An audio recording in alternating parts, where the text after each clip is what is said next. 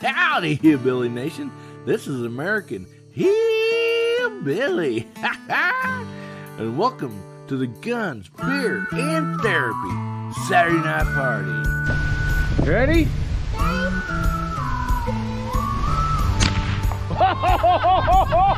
Look at that face!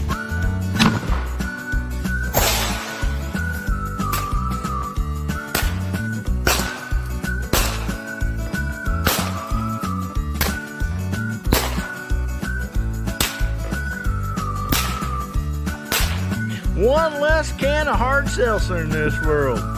I'm proud of myself.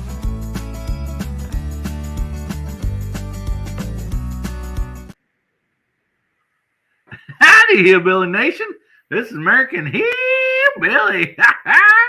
Man, am I glad to see y'all out there tonight.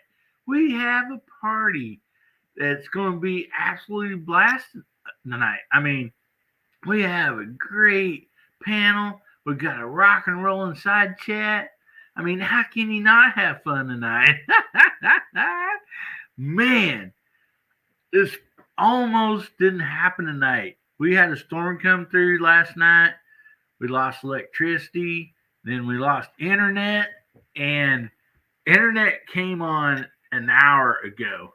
And so, man, I'm so thankful that I'm back on the grid and I can spend some time with all you lovely people and just have a good time tonight. So I sure welcome you. And I know there's some other storms out there because Garage Guy, he sent a message. He's still without electricity. So, man, any of you guys that's out there that still don't have electricity and stuff, man, I feel sorry for you, man. Hopefully they get it back up and running for you, and hopefully nobody was hurt during these storms. So, anyway, we have a great panel. They're back there in the green room.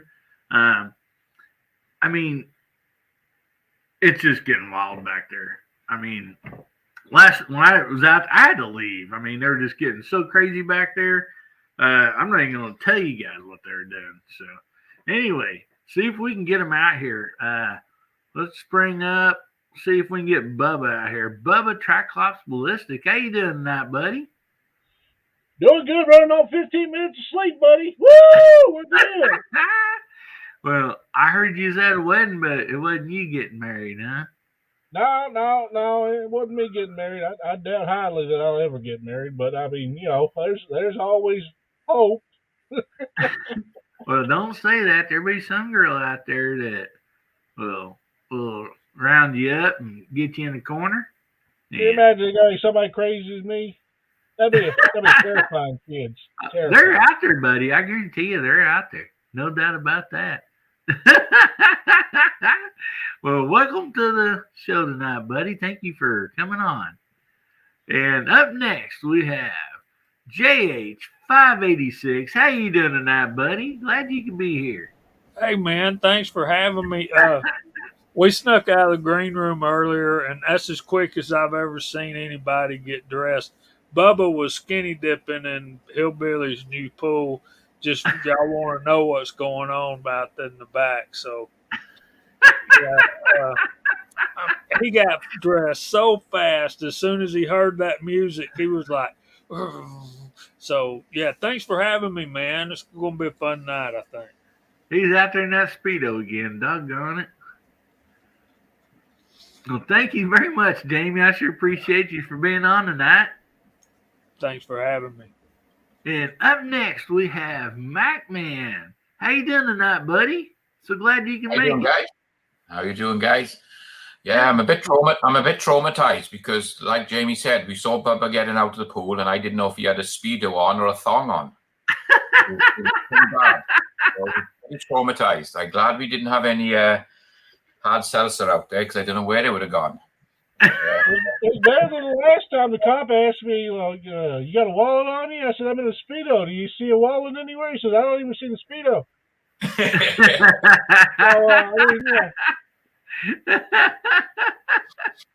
Well, all right. Well, thanks a lot, Julian, for being on tonight. I sure appreciate you, buddy. And up next, we have Gizzard Gary and George. George Cole tonight. All right. How you doing, buddy? Hey, how's it going? Thanks for having me. I'm Man, glad. so glad you can make it.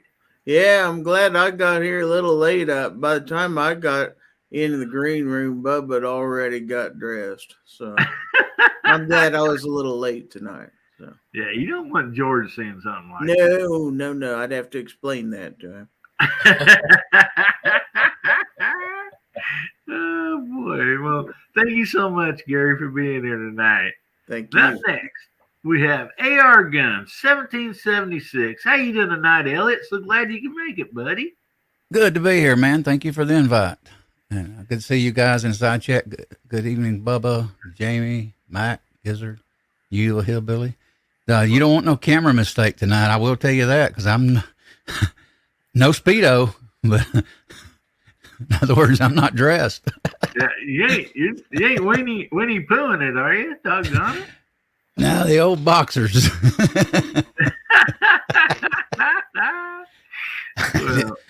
Well, I'm kidding. Hopefully the camera don't fall. well, sure appreciate you being here tonight, buddy. Glad you can make it. Good to And be up here, man. next, we have somebody that's awesome. First time on the panel tonight. I'm so glad that for him to be able to make it. I just want to welcome DJ Play Nice. How you doing tonight, buddy? I'm doing really well. I'm always doing all right, but as long as there's rock involved, I'm just peachy. But speaking of peaches, I like the fruit that was out on the green in the green room. Yeah, nice spread out there. All the hors d'oeuvres and stuff like that. Fresh fruit almost never appears, but yeah, I about lost that peach. Had to erp when I saw Bubba come around the corner. We got to do something about that. Somebody needs to get him some pants.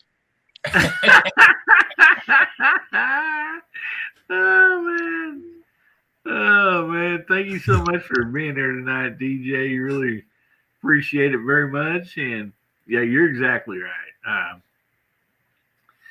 Oh man, so first of all, I would like to go ahead and we'll talk a little bit about one of our friends that is having, going through a little bit of a hard time. His wife is and stuff, and so we've all done, some videos and stuff, and to try to help them out. And Jamie, would you want to kind of explain what we're all doing for Lakeview and his wife? Yeah, Lakeview's wife has a condition, and I can't say it because it's that long. It's a long word. Right, and a man's got to know his limitations. But her treatments are $1,800 a piece after the insurance pays theirs, and there's a good chance that she can recover. So we want to help as much as we can, and the goal is 10 grand, and that won't even make 10 treatments. But she's going through this, and it's going to be at least every month until every month for at least 12 months, if not 18 months. So we really need everybody to help as much as we can. If you would like to make a donation, you can get with Hillbilly, you can get with myself, you can get with Mr. Scottish American, the Weasel, who started all of this, and Yep. we're closing in on halfway if everybody groups their stuff together. The goal was $10,000, and at last count, we're somewhere around. I think Scotsman has 3,000. I think Chris was able to raise like 1,250, and Awesome. I've made donations, but I think my main contribution was coming up with the idea of everybody doing my first gun hashtag my first gun for Lakeview video, and those have been really fun to watch, and it's brought a lot of attention to the cause, and I'm just proud I was able to come up with that idea, and I think it's been a lot of fun viewing for the for our viewers out there on YouTube. And I hope everybody enjoys all those videos. So that's really pretty cool. So a brother needs our help, and our community steps up when a brother is in need. So I appreciate anything y'all can do, and I know that Tony and his wife will too. Maybe you're saying to yourself, well, I don't have any extra money. I don't have anything to give. And my response to that would be make us a video about your first gun and you can pray. Because I don't care how much money you have and how much money we raise or how much money we can get donated to help them. Most powerful thing we can do is pray for them. 100%, buddy. Mm-hmm. Yeah, and along with that, it'll only take a $10 donation to go along with what I had said I would do. And if you don't know what I'm talking about, I put out a video with the hashtag that Jamie had come up with, first guns for Lakeview, our first gun for Lakeview. And so on there, if you watch that and go through there, you'll see that my goal on there, minimum goal, is I'm just asking people, at least if you can just donate $10 there, and I tell you, how you can like email me and stuff, and I can do, check, give you my Cash App, Venmo, whatever the case is, that's not a problem.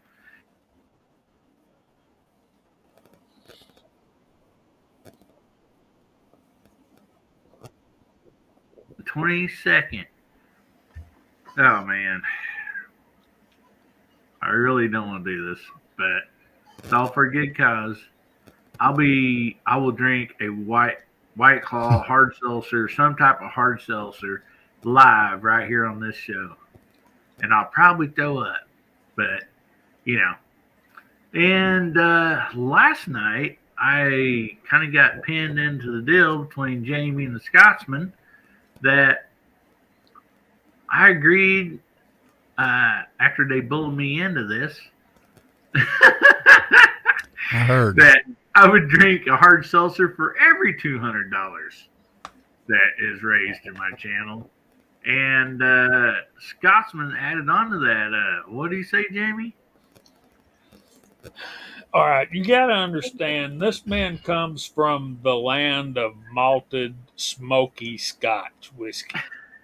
Yeah. Mm-hmm. He agreed that if we on the Hillbilly Nation raise $1,000, he will also drink a hard seltzer. Yeah. Oh man, which means I have to drink 5 of them things. Don't do it, Hillbilly. You'll never recover, brother. I mean, Tall boys. I think it should be the tall boys. I Well, Little next bonus thing you know, action. you'll Little be- bonus action. don't think you Next can thing you use know, the you'll word. be making I don't think you and can eating use the word. pineapple pizza and yoga pants. I'm sorry, do what, Bubba? So next thing you know, you'll be wearing yoga pants and eating pineapple pizza. Yeah. I don't know And if you you can use the word tall boy and hard seltzer in the same sentence or not. I don't know. And Well, they the should be boy is warm as well. B-O-I. Make sure they're warm, Hillbilly. Warm. Oh gosh, no. They're gonna be ice cold if I gotta do this. I cannot do a warm one. There's no doubt about that, man. So where do we contribute to this hillbilly hard seltzer? 'Cause I want to get in on this. personally. Okay. Well, I will. The reason I did it, like you watch the video, and then like if you watch it all the way through, there's going to be like a little special deal towards the end, and so what you got to do is email me. I put my email on that video, and then I'll give you my address. So, like, if you need to send a check or a cashier's check, we got some people sending a cashier's check, or if you email me and you say, hey, I want to use Venmo or Cash App, PayPal, whatever the case is, then I'll give you I'll give you those. So you get the money, and then we'll total that up, and we'll that's how you'll enter. And if you watch the video all the way through, there's a way you can enter a contest to that too. So anyway, make sure you jump over and watch that video, and so there you can actually win something by doing that too. So there's a contest that goes with it, and we'll have a giveaway next Saturday night for those that watch the video and use the keyword they need to use. They'll be entered in that contest. So not only that, you're going to get a prize too. So anyway, but yeah, it's hashtag my first guns for Lakeview, and then like I titled mine my first guns because I didn't have my actual first gun, but I did have like my first automatic pistol on there. I still had it. My first automatic rifle, I had that. So yeah, I kind of did videos with that. And also, Jamie, I found that Ithaca and bought it. So I have one coming. Very And, nice. But let me explain to you. Now, I put the hashtag in there, but I accidentally put a space between 4 and Lakeview, so you have to take that out. But if you don't title it the same thing, then it won't be searchable. So if you can copy that and take it over into the search function of YouTube, and all the videos will come up. Okay. And that's Yeah, that's kind of what we were after.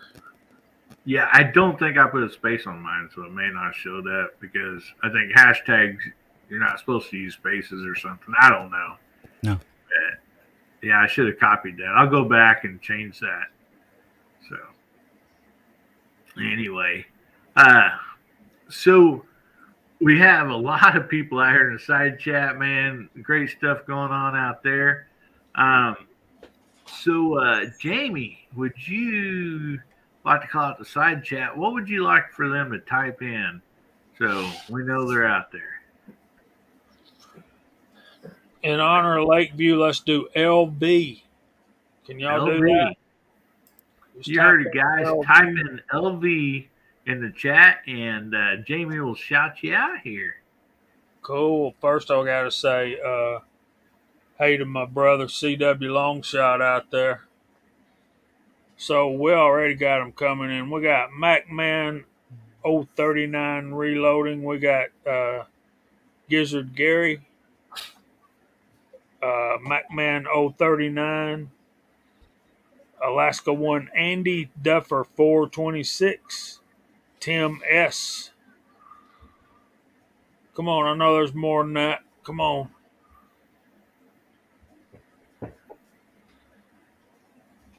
Like I said, just type in LV and Yep, LV. We got Dwayne 7834 DJ Play Nice is in the panel and out there in the side chat. There's Lakeview Outdoors, Man of God, Walter Davis, Hillbilly Up, Man of God. I skipped Hillbilly. He's already here. Unscrupulous Rascallion. Hope I said that right. Garage Guy 879. Lakeview is in the house as well. I just seen him. Boomstick Revenge. Welcome in, buddy.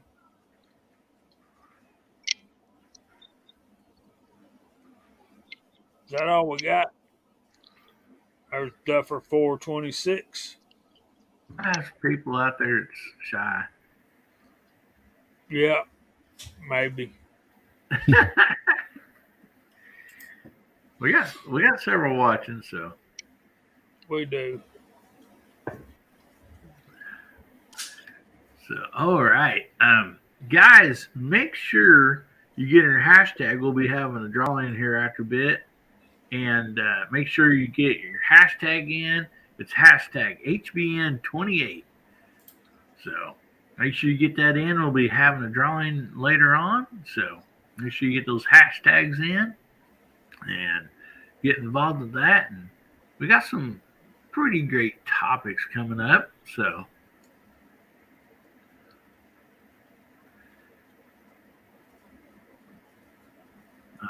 Garage guy, he's having to watch on the cell phone. And man, I learned how difficult that is sometimes. Or, I mean, most usually, like, I'll listen on my cell phone sometimes, like people's shows. I'll be out in the yard doing something or whatever.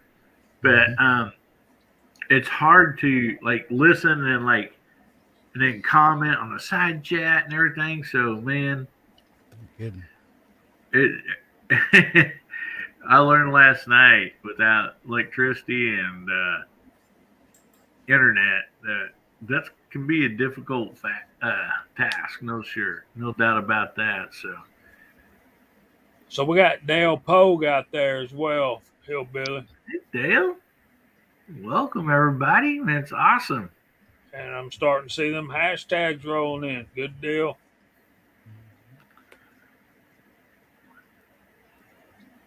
Alrighty, so let's just start out with the first topic. I figure we'll go both ways on this and go through the panel.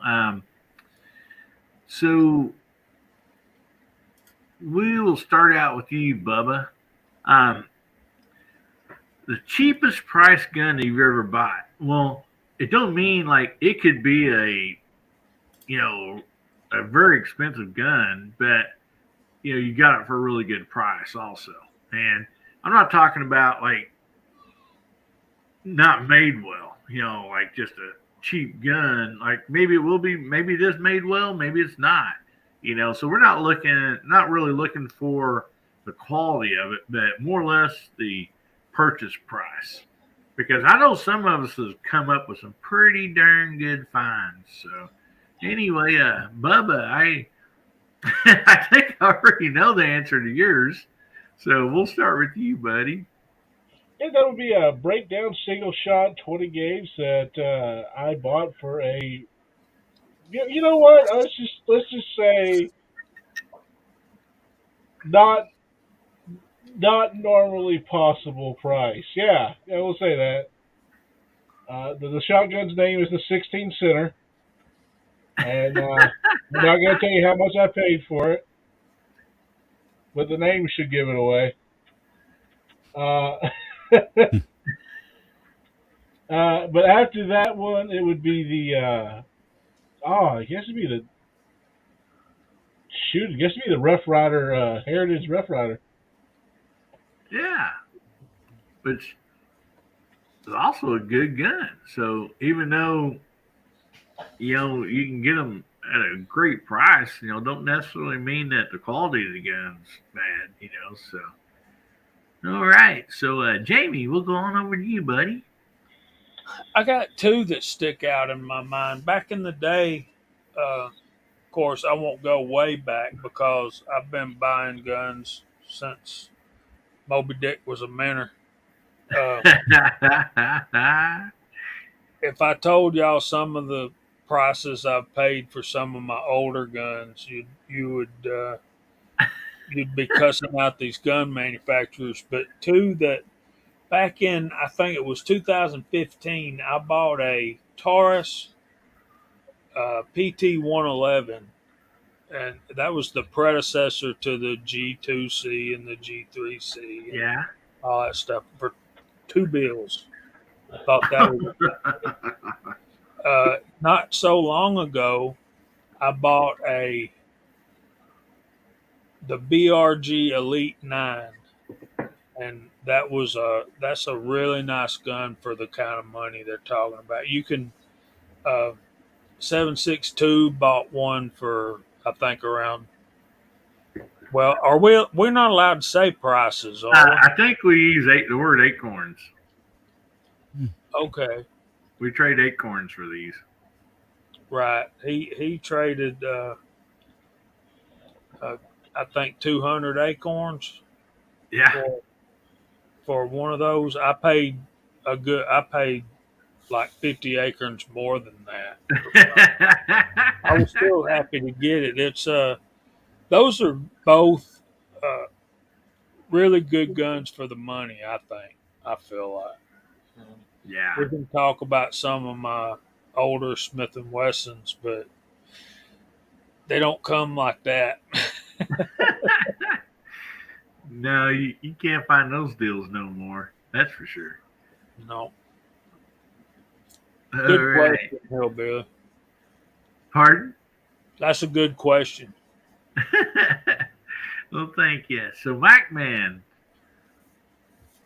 Well, I had a table in a gun show, and there's a guy walking around with a bag, and he was getting rid of some old Enfield 303 British rifles, and I bought 4 of them for less than what you'd buy 2 boxes of primers for. Wow. Oh my goodness. That's sort of today's price then, not last year's price. Today's price, I picked up 4 for less than 2 boxes. Man, at least tell me you gave that guy a hug and a kiss. Hell no. Well, I asked him where all the armor was. So, but yeah, it was.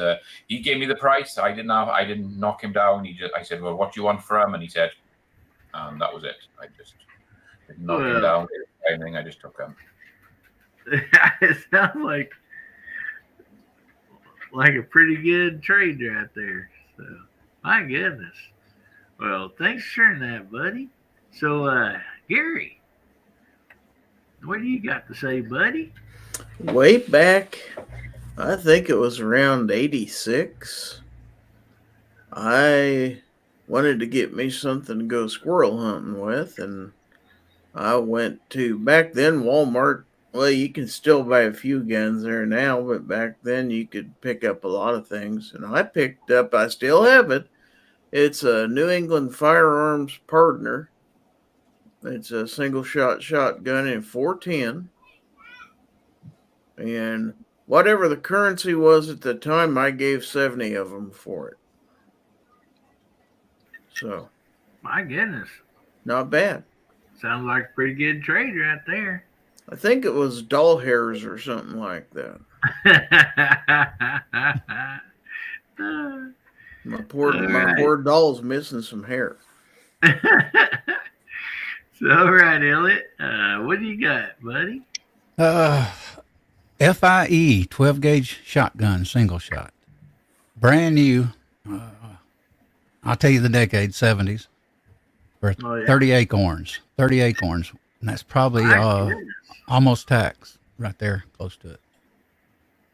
It even shocked me back then. I thought, wow, that sounds like a really good buy. Firearms Import and Export, FIE, they were called. Well, so how about you, DJ? You ever come across any good deals? Well, I've worked the gun show circuit here with a buddy of mine here in Nebraska for a bunch of years, and so I would run across those kind of bargains on stuff all the damn time. And because I wanted to like gather in, and especially early on in my collecting, I wanted to gather in about as many examples as I could get. So I've specialized for a while in the Ring of Fire firearms. So, Brico, Jennings, Raven, Davis, Morrison, Jimenez, all of those manufacturers, you're talking about low dollars. So I kind of taught myself, because those things are not exactly reliable. They all have, a reputation that's not so great, but it is earned because, man, POS is like all over some of these things. But, really simple designs, a lot of rim fire. So, feed problems and whatnot. But I started to, put a file to metal and start to work on stuff. So if 10 acorns is a walnut, I can remember getting a Jennings J22 for 2 walnuts in the box, which I have over here, the blue box along with it. Probably a never fire, but that's me. Yeah, that's awesome. Yeah, I literally had got one of those Jennies back then, and I mean, I shot a lot of rounds to that thing. It was a lot of fun. I mean, you know, we just had a lot of fun shooting. I mean, for the price and everything, we enjoyed it. So, all right. Oh man, for me, man, it'd probably be some rifles I had bought. A few years back. I mean, quite a few years back, I guess. There were Marlins, but it wasn't like, yeah, everybody's like, oh yeah, Marlins, they're worth a lot more money now and everything. But some of these I had bought was like below, retail price back then. Somebody wanting to trade, one for another, or just needing some money to get through the winter or whatever. And so, come across some really, decent buys. Man, and actually the High Point rifle that I have, I got a really good deal on it. And even though it wasn't very expensive new, but I got a great deal on it, so I'd say that'd be about it for me. But let's do the flip side of this. So let me change the banner here, and all right. So on the flip side of this, we'll start back up to you again, Bubba. What gun that like you may have had to just save up for a while to get? I mean, it's like, it's a little more money than like you would averagely spend on a gun, but it's like something like, man, I just gotta have this. I'm gonna, not buy any Bud Light hard seltzer for a month or so and save that money. And so, Well, first of all, I wouldn't buy Bud Light hard seltzer. I wouldn't buy any beer. It had been spent on Jim Beam. But the most expensive gun I've ever bought is probably a gun with a price tag that everybody else here would probably consider cheap. And it was my 1911 by Gerson. And let's see, let's go ahead and do the prices here. Let's see, I traded for four Wally nuts for it, and yeah, that's my most expensive gun. Like, even the 450 I'm building right now isn't going to be near as expensive with the muzzle brake and a separate mag for it. Is not even going to equal to what the Gerson cost me. So, yeah. Maybe here down the line, probably going to be getting the actual one that people would consider expensive, but I don't know. I like cheap stuff. all right, Bubba. Well, thanks for sharing, buddy. So, how about you, Jamie? There's been a couple, 2 or 3 in the collection that I really had to save on. This, I guess, my latest edition was a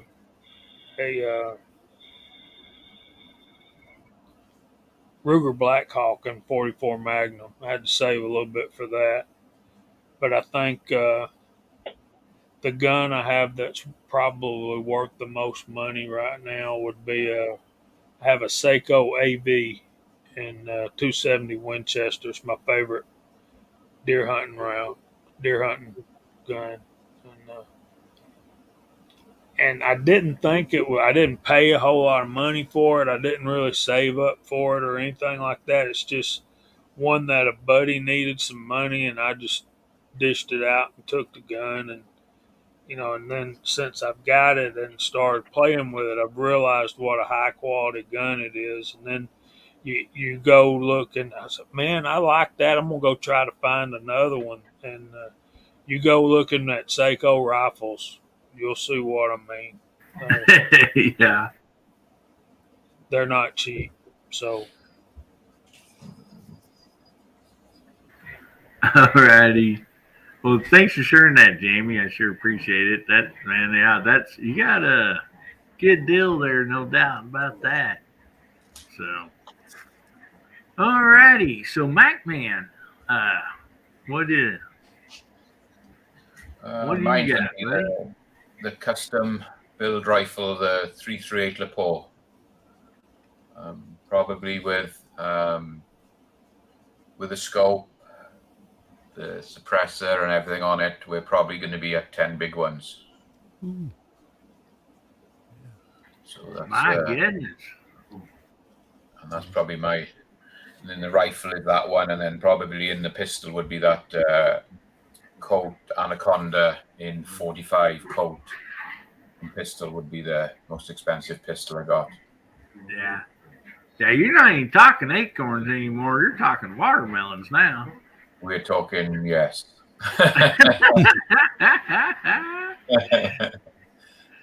Awesome. So, how about you, Gary? Well, I don't have it anymore. About a couple of years ago, I bought a SIG P320X5 Legion. And I ended up paying, it was a good sized crate of acorns I had to take to the gun shop that day. I think there was 875 of them in there, matter of fact. My goodness, yeah. Yeah, it's heavy. Yeah, it'd get you two of them Walmart buggies, all that many acorns around. That's about right. No, but I ended up selling it. Well, that's nice. So, how about you, Elliot? No. I had to look it up to pronounce it. I bought I'll call it watermelons, 2000 watermelons. Tika T3X TAC TACT A1 308. Bolt action on aluminum chassis. Folding stock. Man, sounds like a sweet gun right there, buddy. It was, and I ended up selling it, unfortunately. And I wish I had it. Well, yeah, I It's know. nice. They're like, I think guns are a lot like vehicles too. You know, we let some get away from us that we wish we had back. No doubt about that. So, Mhm. all right. How about you, DJ? Well, let's see. If there are 500 acorns in a 5-gallon bucket, I doubled up on the fives there for you, okay? So if there are 500 acorns in a bucket, I had to save up a little more than 2 buckets, just about an acorn at a time. You know, Friday comes, here's 20 acorns. I toss in that bucket. So 2 buckets and a little bit more got me a Set Me C. That's 76251. Guys, originally it's Spanish, but it's the precursor to the HKG3.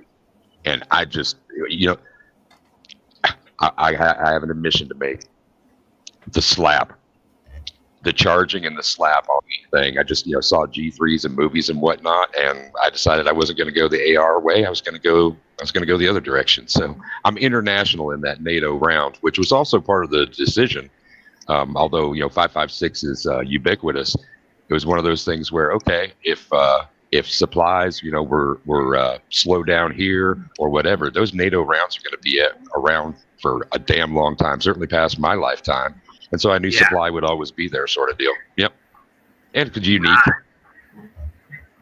Man, that's sweet. Yeah, that great thinking too. I mean, that's definitely something, to always think about. Those NATO rounds are going to be, there's always going to be supplies of those. No doubt about that. Oh man. For me, I guess it would probably be, I spent a pretty good penny on that Smith & Wesson 686. It was something I've been wanting, and it was all shiny, and I just fell in love with it. And then also that lever action. My mind went blank here for a second. Rossi. Yeah, Rossi. Polished barrel and beautiful wood stock and everything. That thing, it wasn't cheap, And so, those are two that I can think of just in the last few years that, I had to save a little bit to pick those up. No doubt about that. So anyway, so Jamie, we've had quite a few more people jump in. And so I'd like to ask everybody to type in also for Lakeview, just type in LV again. Let's have Jamie shout you out because we've had several people get on since we did that earlier at the beginning. So if you don't mind, type in LV and let Jamie shout you out because we sure appreciate y'all showing up here. And I'll say hey to Walks Fletcher already. My brother Mock's out there. So we got Lakeview is out there. We've got the Man of God, Gizzard Gary, Bearded Lunchbox. What's going on? Alaska One, Andy, DJ Play Nice is in the panel as well. Tide, Walks Fletcher, 2 Live Moo, Rich B, Garage Guy 879, Unscrupulous Rapscallion, Dale Pogue, C&T Design and Arms. What's going on, Brody? Lakeview Outdoors, Duffer 426. We got Ron Wayne, a man after my own heart.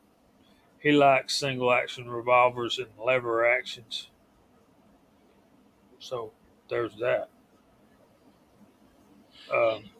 While we're waiting on a few more to get LV typed in here, I want to bring up a quick point about Hillbillies Rossi 92. Rossi 92s were always considered a low price lever action because you had the Marlins were a little bit more, and then of course the Winchesters were a lot more, and you got the Henrys that's kind of in between all that. We've seen increases of prices in everything, but I gotta give my hat off to Rossi, whereas they did go up on their gun. Now I remember buying them before the pandemic, $450, $550, and now they're up around $700, $699, $650, $750, $800. But and the reason, what brings this up to me is when I saw your video on the Rossi, and then I saw one at a gun shop, and they increased the price, but they stepped up their game.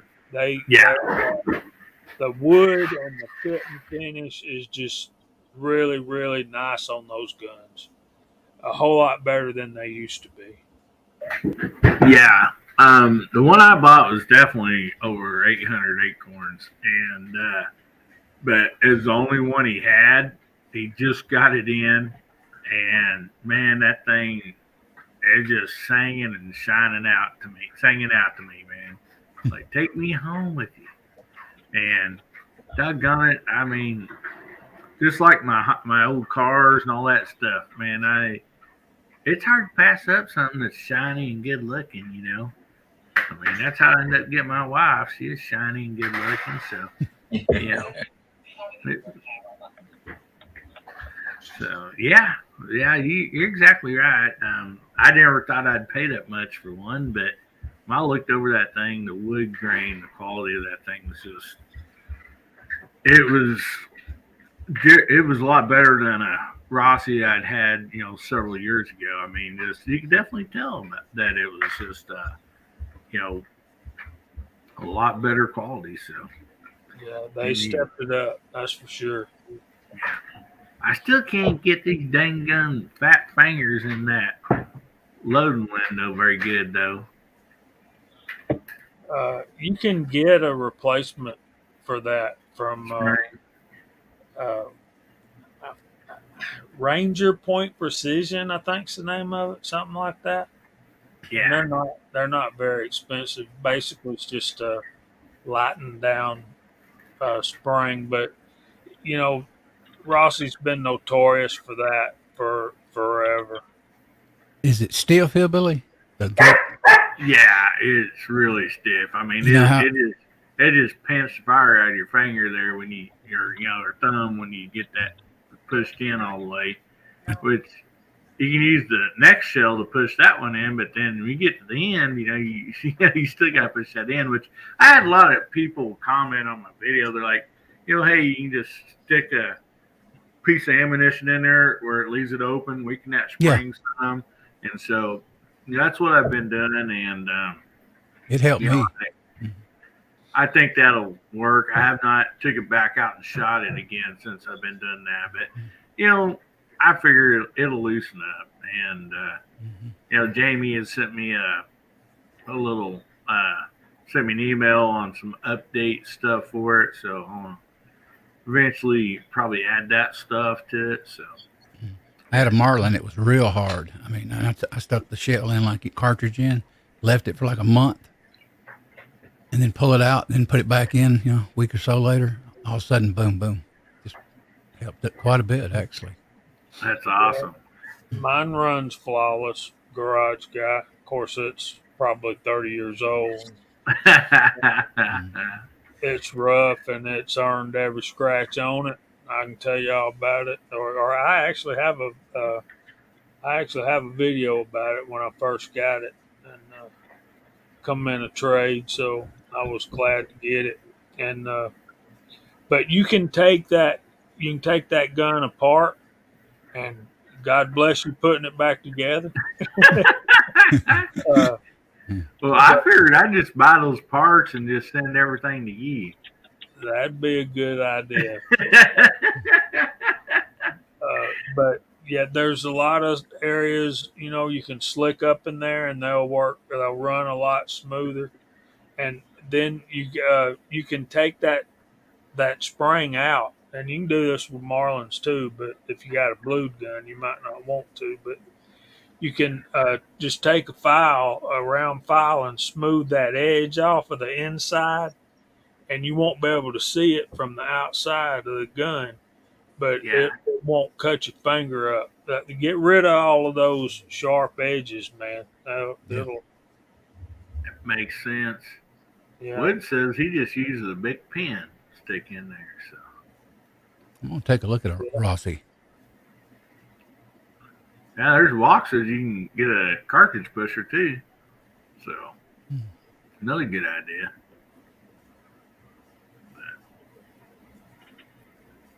Alrighty.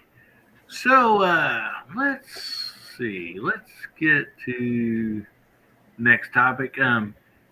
Actually, Garage Guy had sent this next topic to me, and doggone it, he's not on here tonight because he ain't got any power. He's probably like me. His dang mules run off that turn the turn wheel to generate power during that storm. But anyway, so Garage this Guy? is the next. Yeah, he's out in the chat. Yeah, but he don't have any power, so Oh, wow. he's not able to fire up his computer. He's just on his phone. So I thought this was a really good deal. So what if you wanted to collaborate with another 2A friendly channel?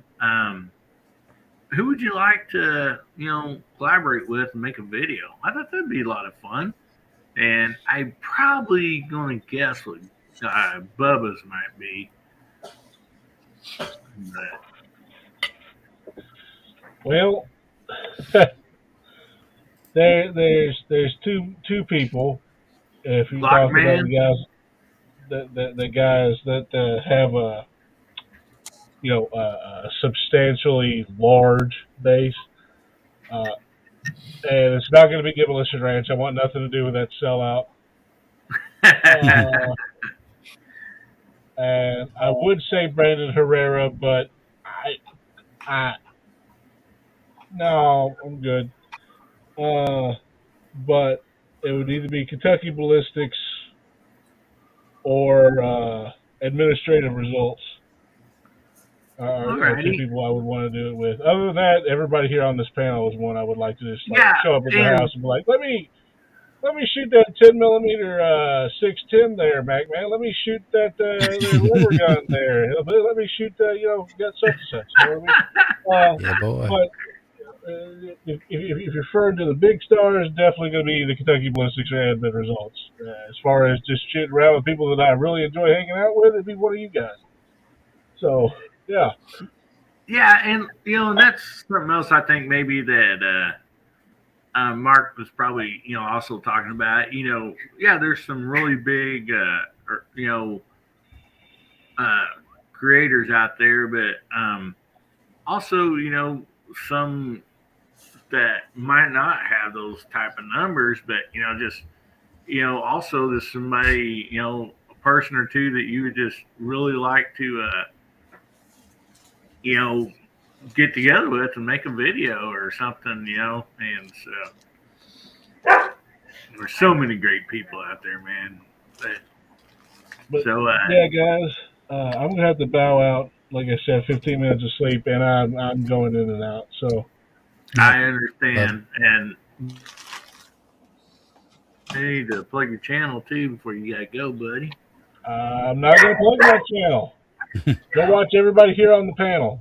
They're more entertaining than I am, and way more worth it. And I would say go watch Boomstick stuff, but he's not making videos anymore. YouTube screwed him over, so yeah. But you also got CW Longshot out there. You've got Garage Guy. Go watch his stuff. Hamilton Outdoors, Firearms Addict. Go watch them guys. And that's all I got to say, guys. Y'all keep getting at it. Good night, Bubba. Nah, Bubba. buddy. Yeah, Thanks God for showing bless. up. Go get Night, you Bubba. some of that beauty sleep, buddy. Are you kidding? I need 3 years just for like half my face. We Take love care, you, man. buddy. Have a good evening. Thanks for being on tonight. No problem. Yeah, and Garage said, well, he wasn't really talking about big channels, too. So anyway, I figured that's what he's talking about. Maybe throw in a few big channels and a few, there's so many people in this community right here that I would just love to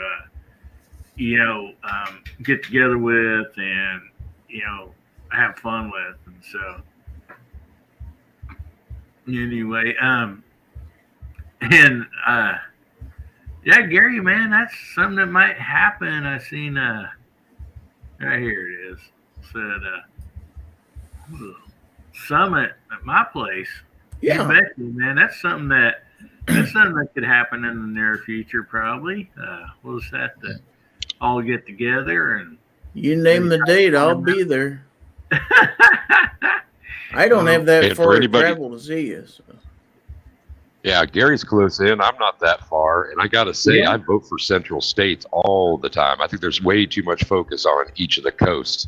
We're equidistant from each of those. Why are people meeting in the middle? And another thing, all y'all who are just trashing central time zone all the time, come on now. We're right here in the middle. We get along with everybody.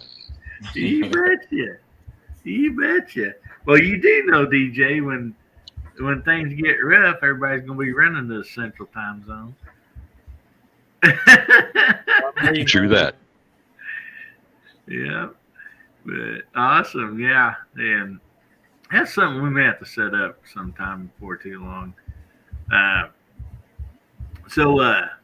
Anyway, Jamie, who's some people, maybe some big channels, and then some of us just regular people, that you'd like to maybe collab with and stuff. And I know you've had the opportunity to do that, and that's always a lot of fun. It is. I've had the honor to make videos with like Chris from the 740, Gene, Reloading from the Hot Pot, the Scotsman, Daniel God is my judge. Mock is my brother from another mother. Um, we talk a lot, and of course Willie Bullet Man. He's not with us anymore, but obviously I'd love to make videos with all you guys on the panel. A couple of the guys in the side chat said they wanted to make a video with me. I will drive, guys. I will drive to meet up with you and make a video with you. I think I've proved that over the years, but Jamie would show up on his Harley with the saddlebags on, that beard flapping in the wind. yeah, probably won't be on the Harley because I can't carry many guns on the bike. So if I figure out how to get a lever action strapped on that sucker, yeah, maybe. I would like to do a video with. Dang, I can see his name. I just had a brain fart. Hickok 45. I would love to do a video with Hickok. And, Hickok's an interesting man. I like it. He is, and of course I know that'll never happen. And of course, if I could find Elvis Ammo, I'd love to do a video with him too.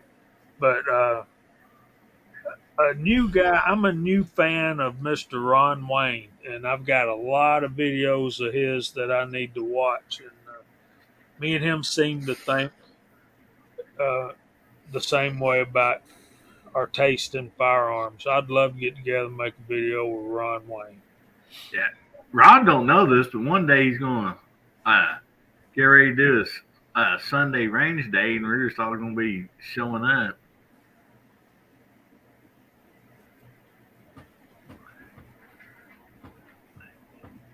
Yeah, he's been doing that Sunday range day. I believe that's what it's called, and it's been a lot of fun. I enjoy watching that.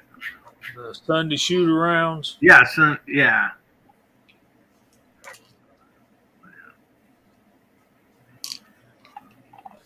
Alrighty. So how about you, Mac, man? I would really like to get together with CW and VAO Walter and do a casting video. The three of us together. I would learn so much from those two guys because I'm really, really enjoying my casting and my powder coating. And those two guys are such a vast thing of knowledge. I would love to have a video, get those two guys, three of us together, and do a whole day, 24-hour or something video just on casting and powder coating. That would be awesome. Yeah, I didn't say CW because I intend to see CW one day. And make he's on my short list. Yeah, you're gonna show up with a big pile of round nose 9mm bullets, aren't you? Probably not.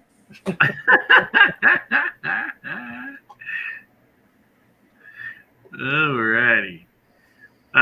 So we're going down to you, Gary, and work our way across there.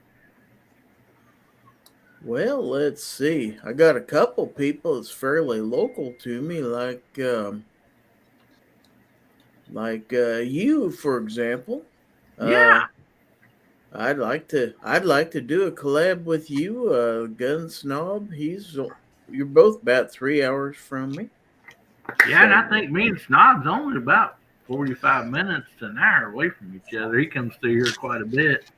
So that would be fun. Now, as far as bigger channels, I have met Fit and Fire. He's not too far from me. He's from here in Kansas, too. And then another guy I'd love to do a collab with, because I've met him a couple times, is Mr. Big Kid. He's a real nice guy. I'd like to do some stuff with him. I thought he was going to say Dude Perfect. Never heard of him. They do those like basketball shots, a lot of sports stuff, and they actually have done some gun stuff too. But it's like a group of guys. So I froze my water earlier today, and I keep it wrapped up in the towel because when you're out cutting grass, you turn that towel inside out, and it's like, so no brown bag for me, Mr. Garage Guy. Sorry.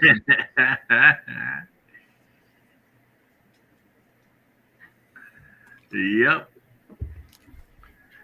So, Elliot, what do you think about all this? Probably with Mac, man, because you would never run out of guns at the range all day. Or ammo. Or ammo. Yeah. And Clint Smith, Thunder Ranch, a trainer from Vietnam. He's he's something else. He'll tell you exactly how things are. And maybe James Yeager. He's a trainer too. Clint Smith's really a trip. And, he'll tell you in a minute how guns are and gunfighting and you know the rifles and all that. He's interesting. If you never watch him, watch him. He's a big channel, but he's a big trainer too. Yeah. Alrighty. So DJ, what do you got to say about this, buddy? Well, anybody that's subscribed to my channel knows that I don't really do content. I participate in a lot of lives, like this one. I really enjoy it. I got plenty of free time and contributing to the community, not just firearms, but also music. Not only have I been a DJ, but I'm looking at guitars all over here in the living room kind of thing. So I got a couple of channels that I would like to do a collab with in the music side of things. And awesome. Two guys, Rick Beato, that's Beato, yeah, and Philip McKnight. Both of those guys are some of my favorites. Beato has spent so many years in the industry. His presentations are excellent. Check out that channel. And Philip McKnight, he's industry, and I really enjoy that. I'm not so much into performance anymore. Had a couple bands in the past, but thinking about manufacturing, all kinds of aspects of that, and luthier work.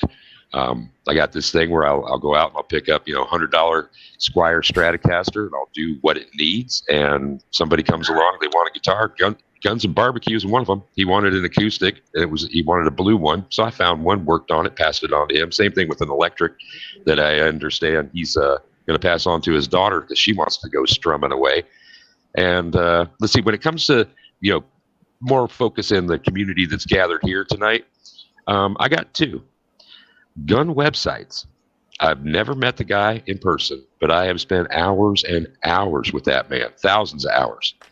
And back when Daily Gun Show, it was G-Webs, Barbecue, and myself. A couple years back now, nigh on 3. That was one of the times of my life doing that. That was my introduction to YouTube. I just jumped straight in because I know how to rock a mic, and that kind of confidence and performance transferred over to having conversations like this. And G-Webs he's a great part of the community. He is an elder and a statesman, both. And so, much respect to that guy. And then, I guess in our milieu, Two Live Moo. And yeah, I would love to do something with him. That would be great. Yeah. Oh yeah. You would never have a dull moment with Two Live Moo. There's no doubt about that. And one more, folks. Chad Kelly. That guy, he's got a good sense of humor. He is just active and jumpy. He's just bopping around and doing whatnot. He is, self-deprecating humor. He's a kick. I like that guy. Go check out Chad Kelly. That's me. Definitely. That's definitely true. I mean, and G-Webs, man, the guy has done so much for the 2A community. I don't know, there's any way to thank him for all he's done. I mean, just an outstanding guy. I mean, what a great person. The time he spends and the stuff he does for everybody. I mean, so many amazing people out there. Oh my goodness. And Hillbilly, I know I shouted him out and included him as part of the question, but it's the dedication. We see, people will flow in and out reloading firearms, 2A. People will float in and out. And for as long as I can remember, as long as my YouTube history goes, he's been a part of it actively. It's not just once a week. It's not once in a while. Every damn day with Daily Gun Show and other content that he's providing, stuff like that. And if you look at the catalog that goes back of the stuff that he has, you'll find a heck of a lot. It's not just those live shows. He's got some good content back there in the archives. There it is. Yeah, definitely. No doubt about that, buddy. I mean, just a stellar rock in the community. But yeah, Two Live Moose says right back at you, DJ. So, alrighty. Man, for me, gosh, there's just so much that, like, I don't really, like, most of the people that I watch, the people that's on this panel, the people, in the side chat, I mean, it'd be so hard for me to pick, like, just any one person because, it would be so fun to collab with any of them and every one of them. And so, maybe we may have to, like, do a get together here, around here or something and get everybody together. That sounds like so much fun. As far as the bigger channels, if you watch any of my stuff, I love a good sense of humor. And so, there's Kentucky Ballistics, some of those people that I really enjoy the sense of humor along with it. And I mean, I kind of like Jamie, I was like, kind of can't think of everybody right now. And I've been sitting here thinking as you guys have been, talking, and you guys have like nailed like pretty much everybody. And oh man, that's something I just love people. I love hanging out with people. I love laughing, having a good time, shooting guns. And DJ, like you playing music and stuff. I mean, geez, I have a music background. It's like, it's hard not to get along with anybody because, there's so much fun stuff to do. And, you're nailing it. You're taking it to the board on that one. Absolutely. As much as any other kind of interest like that, you want to talk guitars, we can do that all day long. You want to talk rock and roll, I'll do that. You want to talk a couple of the other genres that I'm not so familiar with? Well, hell yeah, because I want to learn. And, the enthusiasm that will come out of people about their favorites. Hey, have you heard this guy? Or, hey, did you know that there was a model that Gibson made in 1978 that was like this? The pursuit of our hobbies, our interests, our affinities, it brings out the best in us. It brings out the kid in us a lot too. The kind of focus that we'll have on things, we're just like almost rabid consumption. We want to know everything we can as quick as we can and get our hands on all the gear and, have a good time. And I like to have a good time, Hillbilly. Thanks for letting me be a part of it. Oh yeah, you bet, buddy. I mean, I can talk 69 Strat guitars. I can talk, 50s, 60s, 70s muscle cars. I mean, I just love it all, man. I mean, if you're not expanding out, enjoying other stuff, a person really should, because there's so much out there. I mean, just, there's so much. And guys, make sure you get that hashtag in. We're going to go ahead and do the giveaway here. It's hashtag HBN28. And that will get you entered in tonight's giveaway. And let's just go ahead and do that here. G-Web says 9mm is the ukulele of guitars. Yep. So anyway, let me show you what we will be giving away tonight. I had it sitting here. Okay, here it is. So I've been giving this away for quite a while on my channel. And the reason is because it's a pretty darn handy little knife. It has a straight edge on it, serrated edge. It's got a bottle opener, which actually I've used this to get the pins out of my gun at the range one time because I couldn't get it pushed all the way through. It's got a belt clip on it. Got a little LED light. I run the battery down on. I need to put another one in. Actually, it came with the extra set of batteries. Got a magnet on the back of it that comes in handy. Somebody told me they had to do something in their car at night, and they took this little flashlight out of their knife is in their console, stuck it to the hood so they can see what they were doing. So, I mean, it's a handy thing. It's got a fire starter stick on here. Got a glass breaker, a seatbelt cutter, a rope cutter. It is all metal. I mean, we keep in the console of our vehicles, one in the range bag. I mean, it's just a dandy little knife. And they come in 4 different colors: red, black, blue, and green. So you'll whoever wins this, email me your shipping address and everything and what color you'd like. And we'll just go ahead and wind this up and see. We hit the right button here. We'll wind this little wheel up here and give her a spin. If I can get it pulled up here. Well, all right. We got 21 entries. We got way more than that watching. So some people didn't get in here. So anyway, let's give this thing a spin here real quick. Oh, Wood said, yeah, a knife sharpener he gave away too. He said it works great. That's awesome. I use it a lot. All right, and Scrupulous Rapscallion. All right, that is awesome. Congratulations. So, anyway, hang on a second. I hit the wrong button. Shucks. I'm about to kick myself out of here. Don't want to do that. So let me write your name down here, buddy, and my email is right there, so get a hold of me, and with your mailing address, and don't forget your name, because some people forget to put their name in there, and it's I don't know if they'll get it or not, but anyway, your name, mailing address, and what color you'd like. And I'll get that sent right out to you. Congratulations, buddy.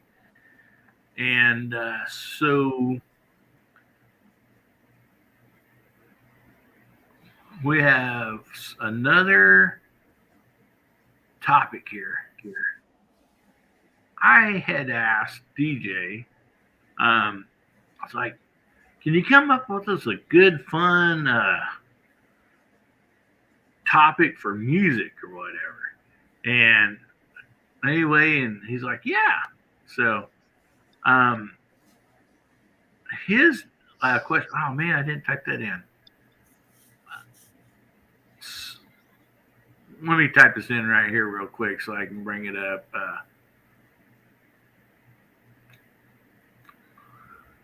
Yeah, while you're typing that in, Yeah, music, that's another example. We're all sharing some of that.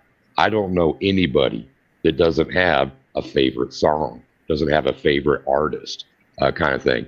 Music is all around us. And if you are a fan, it's like anything else. You will hear things all over.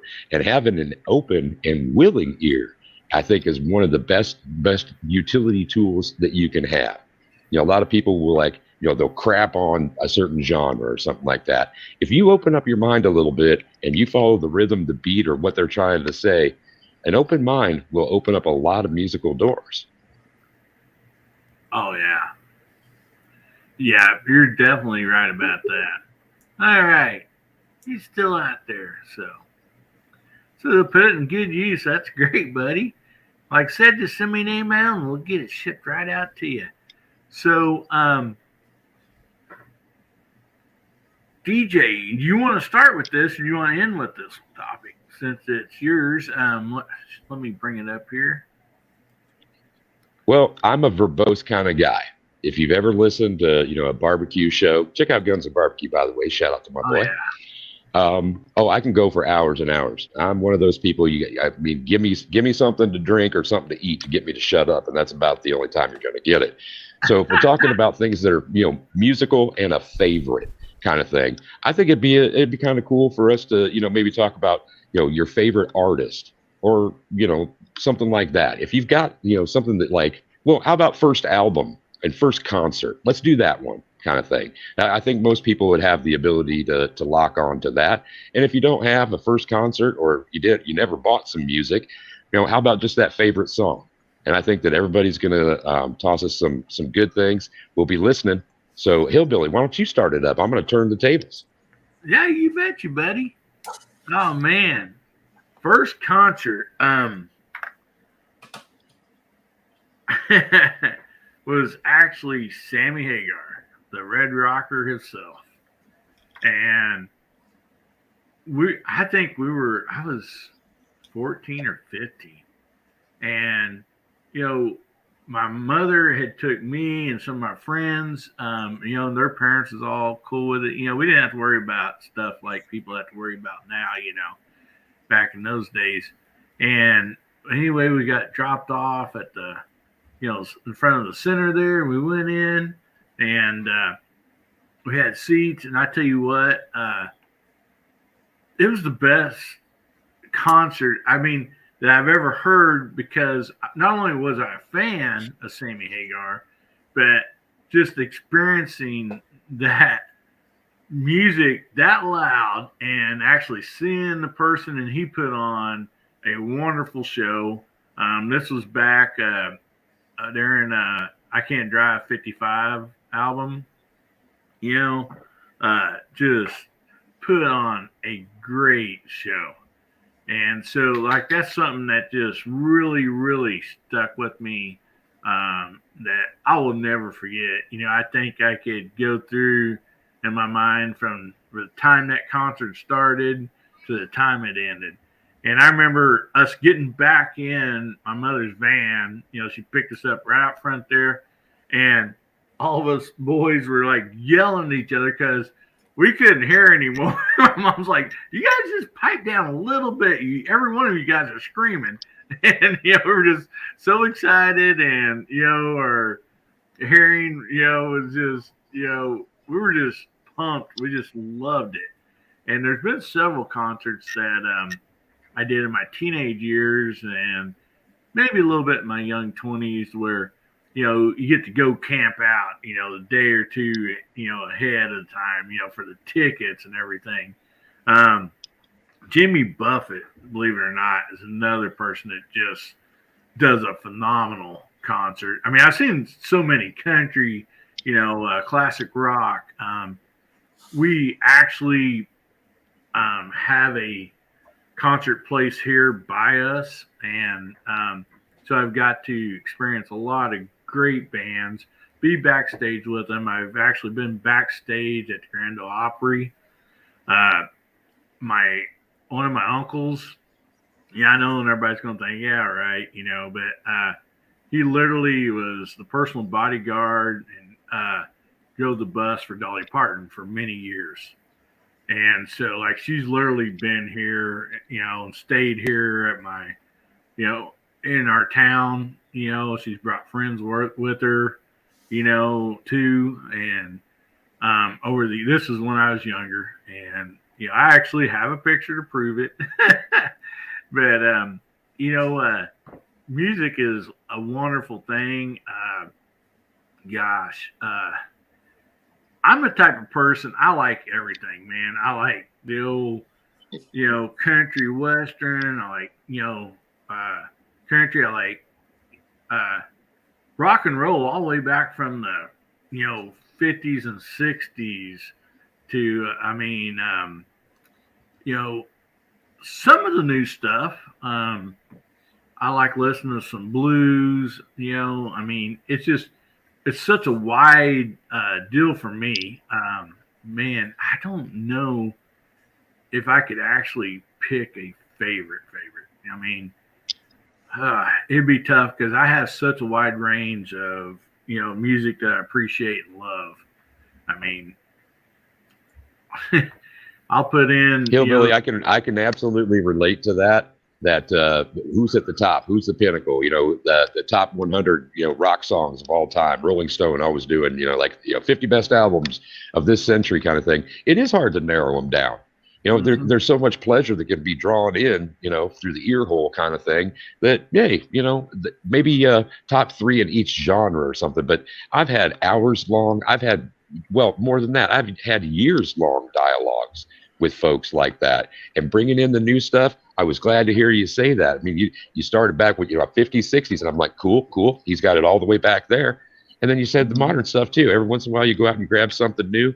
And I saw a couple of comments out there. It's just like all the good music stopped in '74, all the good music stopped in '78, all the good music stopped in '89. And I'm just like, no, it continues to grow. You just keep that ear open. Yeah, exactly. I mean, I might jump in and throw in the greatest hits of Johnny Horton, and then go from there to Hank Williams to classic rock. I mean, modern stuff. I mean, it's just my range is very wide, and I just like the talent. The stories. I love a song that's got a great story. I mean, so yeah. Anyway, great topic, buddy. I thank you very much for coming up with that. There's so many great ones in the side chat too, man. This is awesome. So how Indeed. It's hard for me to keep up with that scroller, and I'm seeing so many names and so many years and all that, and the experiences that are out there being shared. This is a dynamic topic. I'm digging it. But who's next? I want to hear more. Jamie, how about you, buddy? My first concert, and y'all gonna pick on me for this, but I don't care because he wasn't the same guy then as he is now. 1975 in the Omni in Atlanta, Elton John. My next concert was the Eagles, the Long Run Tour in 1978. Saw Charlie Daniels Band and ZZ Top same night. Of course, we had a lot of outdoor shows. We saw the Cars, Atlanta Rhythm Section. I think Leonard Skinner was there and Ted Nugent all on the same day, and that was pretty fun. Oh man, a lot of those outdoor shows really were good. So, but now Lisa and I went to see not that long. Well, probably 15 years ago now. We would go see Rascal Flatts and what's his name, the big guy from Oklahoma, I think. Taylor Swift. No, oh, no, never mind. No.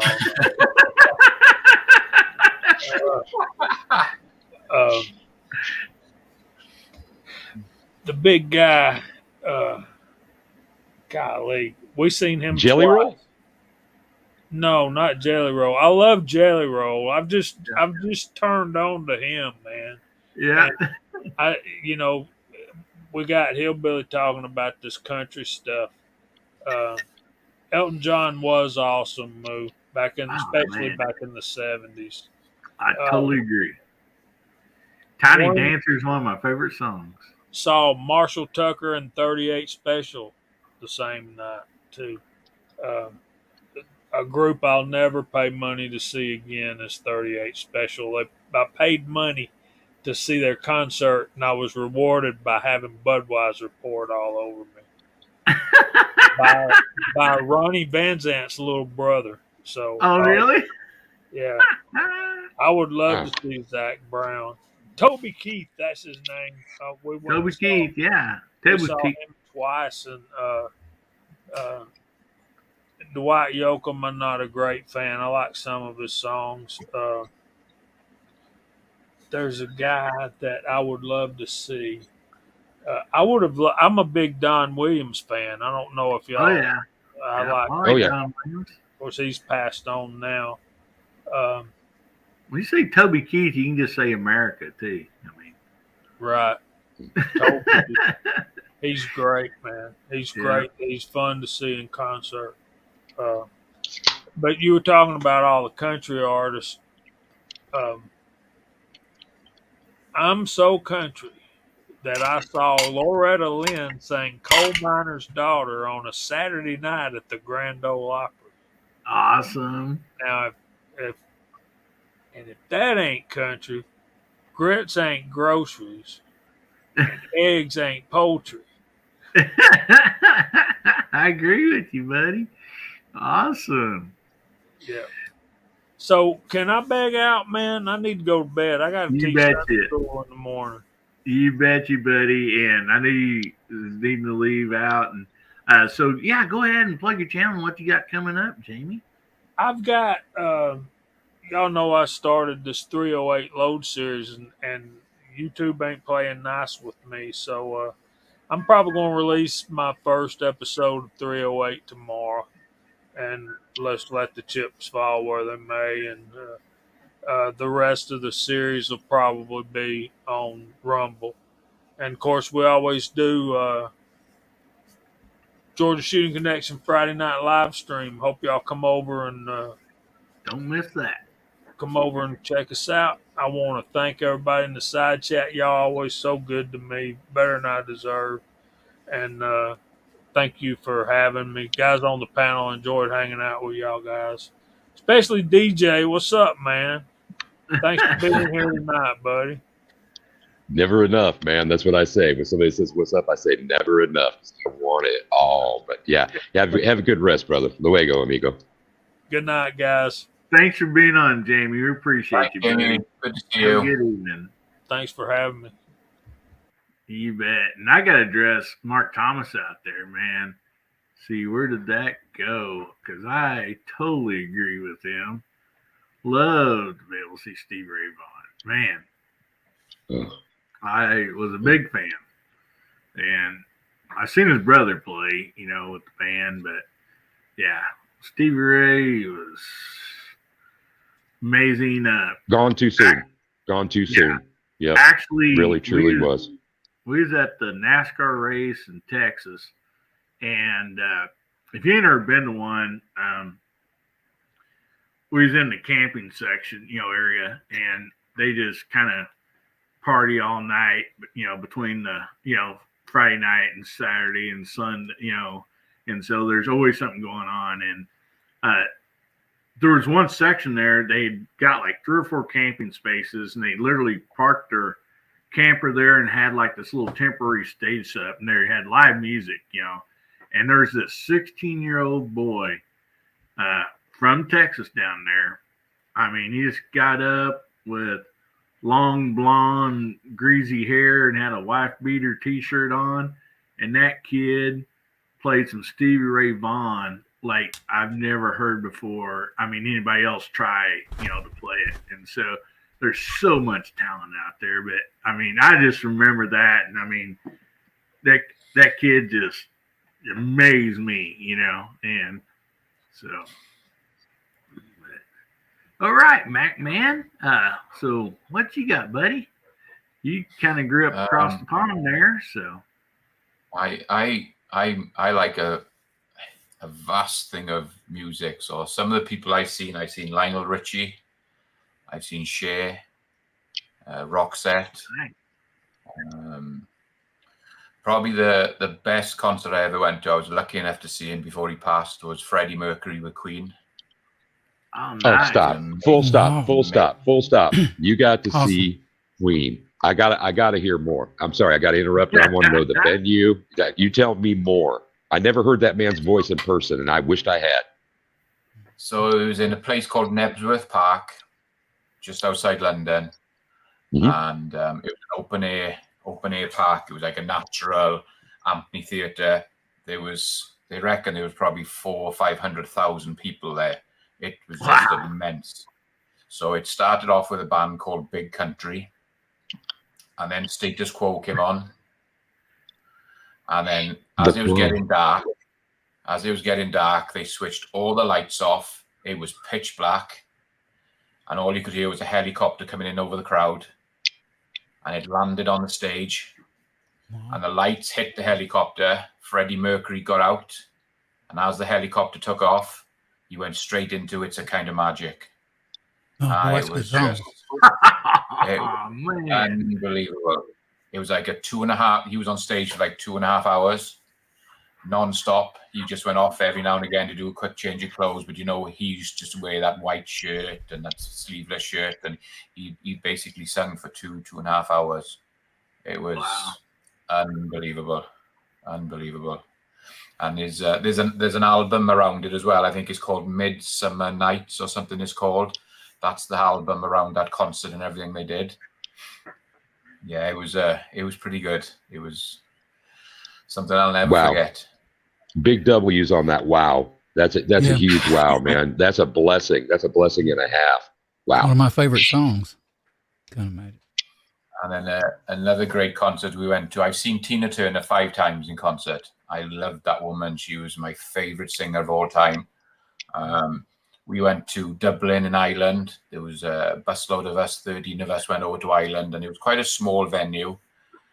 We were lucky enough to get there, and we were, I think, the 6th or 7th in line to get into this concert. So we rushed straight in, got right down the very front up against the guardrail, and I could stretch my hand out, and I was touching the stage with my hand. That's how close it was. So Awesome. she came out, she was singing, and it was great. And every time we had the Welsh flag, and we were holding the Welsh flag, we said, "We love you, Tina," across it. "We come from Wales to see you." She grabbed the flag, put it around her, and she sang a song with that flag around her. We never got it back. Wow. She actually had the flag around her, and she held it up, and it was. I'll try and dig some photos out. I got some photos, and they're so close up. It's on an old camera, little push button camera, and I took these photos and had them blown up of her right in the front of the stage. I'll try and get them digged out for next Saturday, so I'll put a few of them up here. I think they're up in the photo room. But yeah, it was awesome. lucky to see her. I've seen her 5 times, and it was pretty cool. And probably some of the other ones I've seen Christina Aguilera. I've seen Cher, Phil Collins. Phil Collins was really good. Who else have I seen? Pat Benatar. She does a lot of music over here. Bonnie Tyler. She's a British singer. You saw her in a small venue. We were right on the front with Bonnie Tyler. I've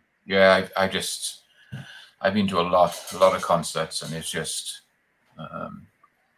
really enjoy. I really enjoy going to live. Still like going. We go to Vegas all the time, and we watch a lot of live shows there whenever anybody good comes up. I think my wife's seen Pink 3 times, and she's going again in November with my daughter to see her again.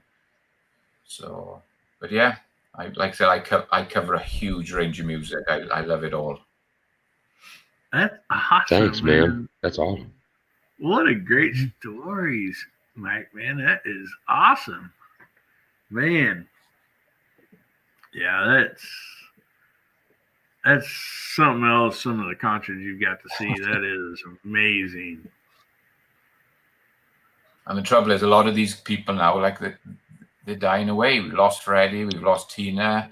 Said you lost Elvis. I would have loved to go and see Elvis. It was just we're losing all these people. Phil Collins. When we saw Phil Collins, he wasn't that good. He in himself, singing was great, but he just had the surgery on his back. He basically sat on a chair the whole concert and just sang. And his son came on and was doing the drums.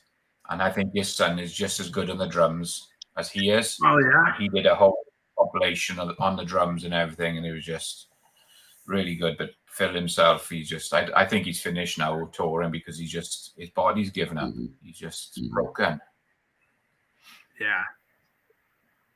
Yeah, man. That's such good music. And that's so many singers. You'll still see them doing some tours or some, spotlight deals. And it's sad that some of them's just getting old enough that like they won't be doing those tours or those specials much longer, and so. But we also have some great young talent coming up too. So that's something else that's great to look forward to. Man. I think one of the things that's super cool for all of us, panel and out there in the chat, I'm seeing people going back decades and decades, is that when you think about it, if we say Detonation Rock and Roll is the 50s, and you think, I'm going to throw some numbers, and Barbecue isn't here to help me out with them. The guy's like Mr. Math, right? So if in the 50s you were like, say, a 20-year-old Elvis, okay, and that man has expired, now in the 70s, it's almost 50 years ago. But as we're seeing these artists, particularly the 70s ones and 80s ones, there are a couple of you guys out there that are 60s, and mad respect for that. But we're seeing the maturation and the expiration of a lot of these artists now. And you talked about Mac, you talking about that Phil Collins thing. Yeah, the man is still doing what he can to bring something to the fans. There are a lot of artists like that out there. One of the things that, where they're such vibrant people. And, having seen Ozzy Osbourne a couple of times, like that he's got to retire from touring, it's almost, I want to say it's a shame, but really it's just the reality of how rock and roll is aging. But yeah, you're right, Hillbilly. There's a bright future ahead. There's a bright future. Yeah, I was sitting there thinking to myself, the venue that's like just really close to me, it's an outdoors amphitheater on a hillside. And it's been open almost 40 years. So the bands that I've seen come through there and that are still coming through there, is amazing. I mean, just so many people's been through there. Like he's talking about Ozzy, he is there. I mean, just Leonard Skinner, country, like, when Jamie's talking about Loretta Lynn, she had been there. I mean, from, country all the way up to, even some of these newer artists coming up, and so it's just amazing to be able to have a place that close, that we can go see. And actually, what's cool about that place is you can literally, since we're surrounded by the lake, beautiful lake, and you literally can go down there, fairly close to boat. You can't see the concert, but you can hear the music, amazing. All here. Let me pull you up there, buddy. I get this to work. Wow. Oh yeah. Yep. Yeah. Wow. Just that sea of people. And when he would do the call and response, I mean, I've seen videos of that tour and other ones, of course, but when he's doing the call and response, man, you got to do call and response stuff with goddamn Freddie Mercury. I'm blown away. I'm blown away. I think I seen you out there in the crowd, man. I was pretty close to the back. We were late getting there. We where we were, we only could just about see the flat of the stage because where the amphitheater was sort of going down, as you came back up and it started to level out, we were right at the back, so we only could just about see the stage. But they had this. Oh, there's another story as well. So way up there was the hugest TV I've ever seen, and it was right up on top of all the tripods and scaffolding and everything, and it was, I don't know how high it is. If you ever look at pictures, you'll see how high the TV was. When Status Quo came on stage, somebody from the crowd climbed all the way up on top and was doing air guitar and dancing across the top of the it was 300, 400, 500, I don't know how high it was. It was just this huge screen, the size of the stage, and he was just doing air guitar and jumping across the top. And he was just, when Cole came on, it was just another thing that just awesome. Came into my mind as well. But yeah, if you can find some videos on YouTube or some photos of that concert, it was absolutely mind blowing. It was just trying to see if I can see any of the. I'm actually going to pull that tonight. I'm gonna do the dig. It shouldn't be too deep to get that together, because Nebworth stuff. one of my favorite bootlegs of all times is Dire Straits Nebworth 79. Like Yeah. just incredible stuff. Yeah. Yeah. Oh, I've seen Dire Straits as well. We watched them in a concert in London. So he's seen all these bands in London, but probably not the Beatles and the bands from over there. No, I never saw the Beatles. I would not. I was not really into the Beatles, to be honest. It was just. But I've seen a lot of other bands there, and They quit touring in '65. Beatles did. Yeah. And I got something to say about the Beatles. Here's the Stones. The Stones Beatles discussion. Maybe we'll have that sometime too. I love Yeah. I heard about it. that. And the dark horse candidate is always the Kinks. People forget about the Kinks in that Mhm. era. You know, they Oh, were yeah. that's a triumvirate right there that's worth exploring for sure. Yeah.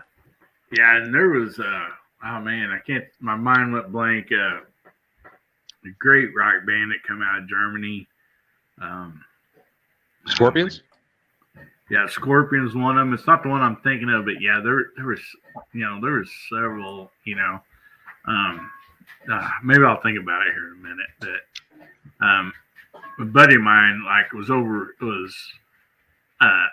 in the service there, and he got to watch them quite a bit. He's stationed in Germany, and so it's some of those bands before they really got big. It's amazing to hear some stories how yeah, we see them in a bar, or whatever, back in the day, and so that's what I think. Coming up, artists that are coming up are tapering off in their performance years. That's the kind of thing I love. Somebody out there, it was probably Abigail, said, Metallica's Ride the Lightning was their peak, and I don't necessarily disagree, although I want to move an album past that because Master of Puppets is the one for me. But having caught them in Kansas City that early, wow, it's a blow away thing when you see a band that ends up doing arenas after you see them in an 800 seat hall or a 1,200 seat theater. That's wow. Yeah, coming up or going down. I dig it. And that's one thing about down here where I live. We have, I don't know, some people may have heard of it, some not, at Branson, Missouri.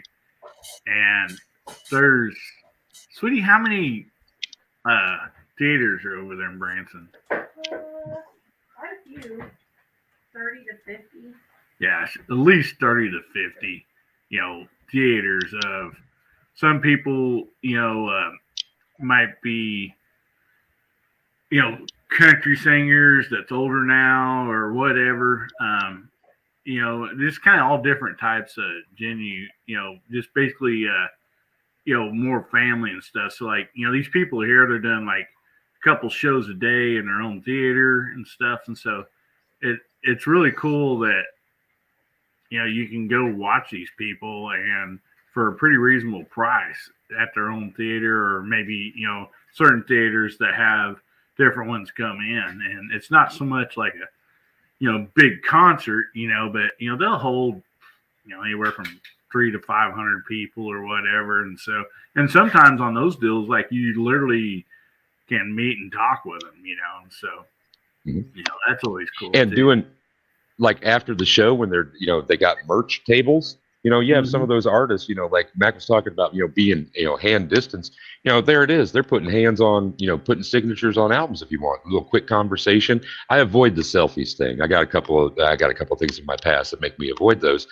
But yeah, you talking about Branson, what the Presley family one? That thing's been around forever, kind of thing. And it's just that down home kind of thing. That vibe that's there, but I got to ask, is Yakov Smirnoff still doing stuff down there?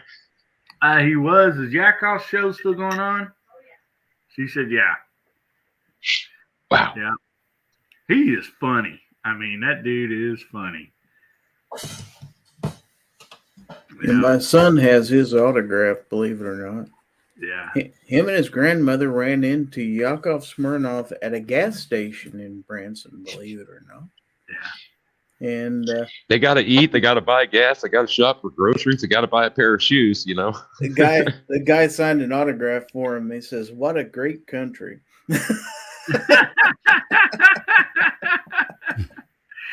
Yeah, he is hilarious. I mean, really, like it's in this area.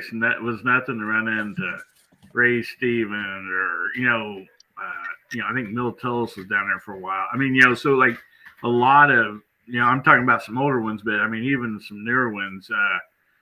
What was that band? Little Big Country. Is that right? Country band. They were there for a long time. I mean, it's like really, if you enjoy music, it's a great place to come visit. And they do have some, classic rock bands or this different stuff, but yeah, it's just music is fun. I mean, Frampton. Oh, geez, who can forget Frampton? No doubt. Like I think Comes Alive is the best-selling live album of all time, and will probably continue to be so. Yeah. Oh yeah. So let's go ahead and jump on to you, Gary.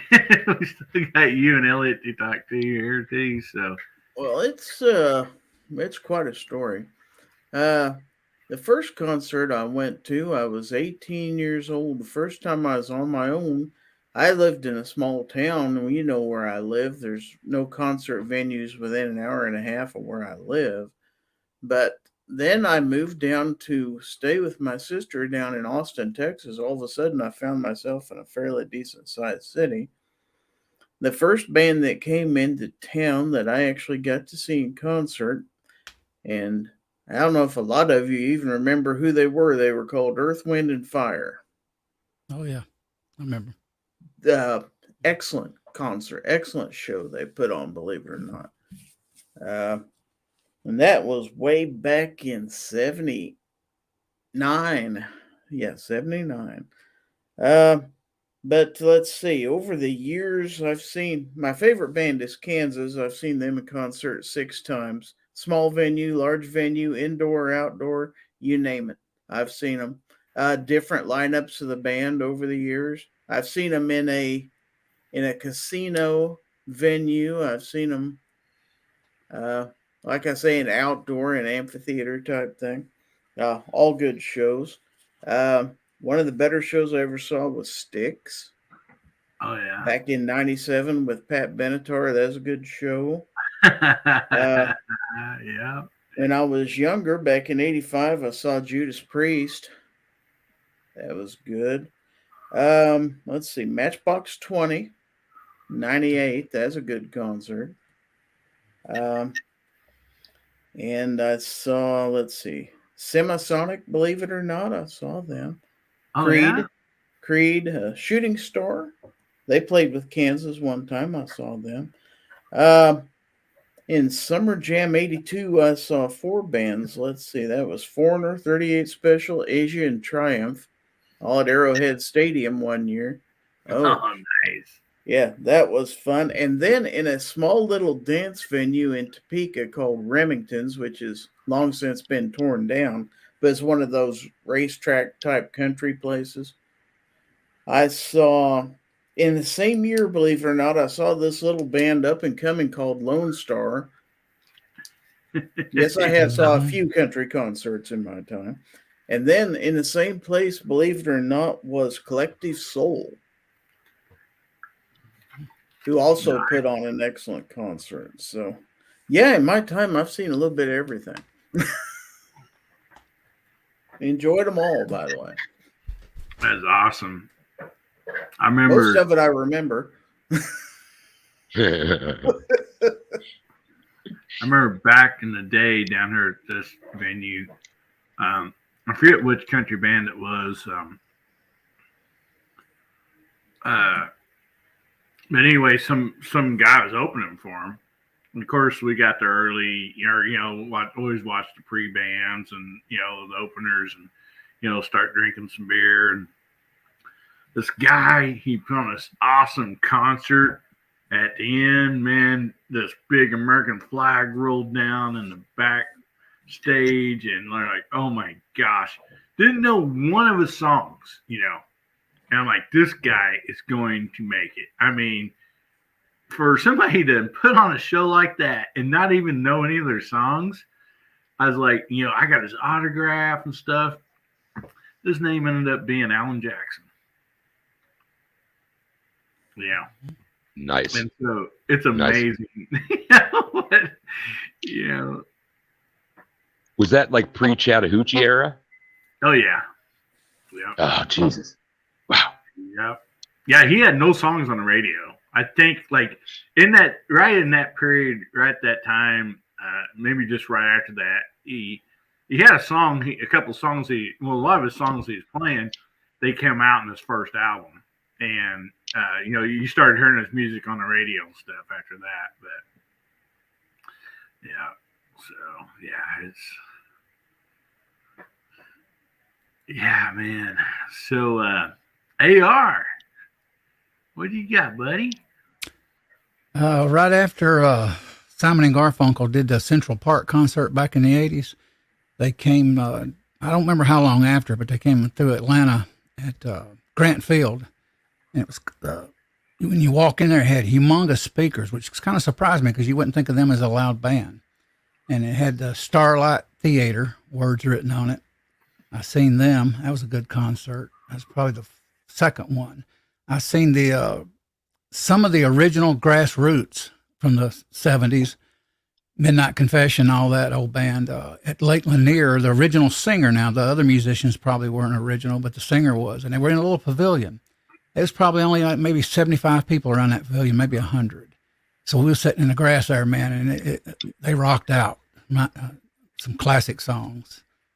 And seen Jethro Tull, David Allan Coe, Willie Nelson, Golden Earring, Conway Twitty, 38 Special, Atlanta Rhythm Section I've seen, Ronnie McDowell when he got big after Elvis. And I've actually stood in Graceland last year and got a photograph of me holding the Elvis belt, the nail suit. I actually held it in my hands and holding it How up. in the world? I was on a semi-private tour, me and my daughter. Oh, my goodness. Yeah. And I was able to touch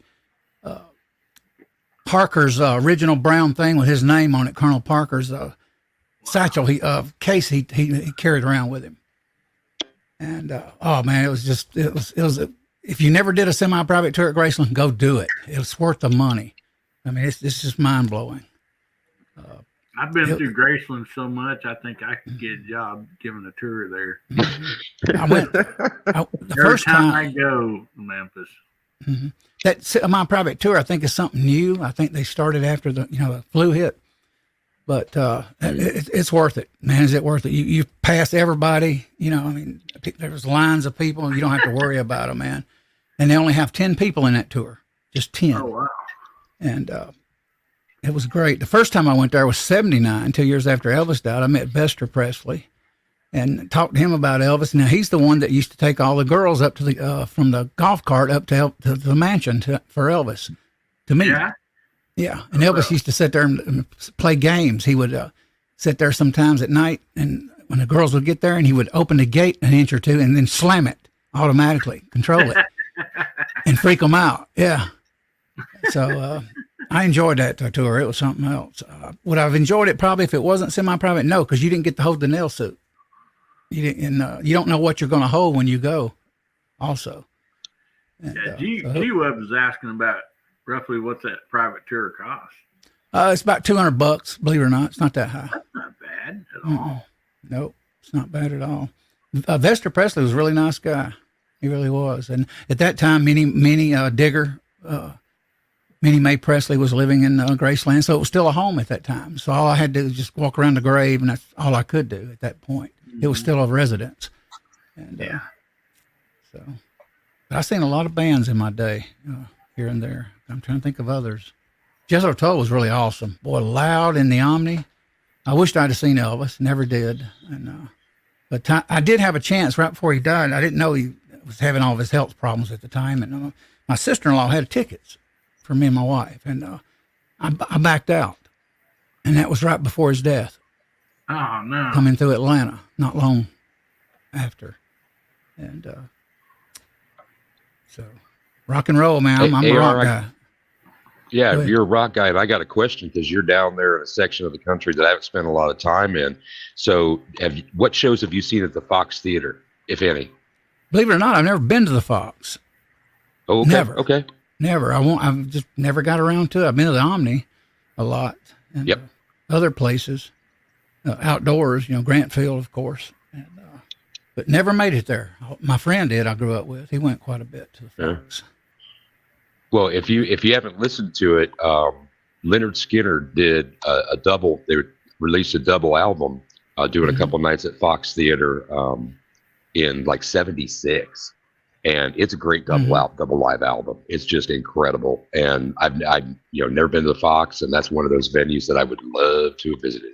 Yep. Yeah. Matter of fact, when I was in 74, 70, around that time, I lived down the street from Leonard Skinner's recording studio in Atlanta.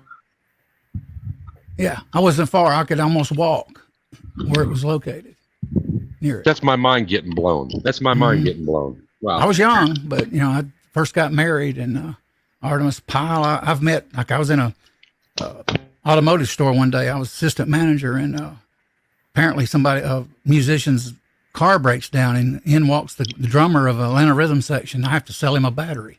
He's broke down on 285, and he promised me an album autographed, and never did come back and do it, though, unfortunately. And, yeah, I love music, but never made it there. I regret that too. I wish I'd went to that theater. Yeah, those I think- Omni experiences, man. That's another one, So you got some great ones in, man. And that Jethro Tull. I mean, how many people in the chat or on the panel see Jethro Tull? Boy, they were something else. I got to guess. Yeah, Ian. Wow. They make your hair stand up. Woo! I mean, Aqualung, Locomotive Breath. I mean, it was amazing. Mm-hmm. Yeah, definitely. Yeah, getting to meet people, that's something cool. I told the story before, but I got to meet Johnny Cash, shake hands with him, talk to him wow. while he had bought a place down here close to us. And so he was needing some work done, and I did excavating, my business. I had business and stuff, and so anyway, I got to meet and talk with him several times. I did meet him, Hillbilly. years. I did not meet him, but I did go to Cash with Billy Graham, and he sang gospel music. Oh, yeah, man, gospel music. Geez, that's another thing I just absolutely love. So that's a whole nother deal right there, man.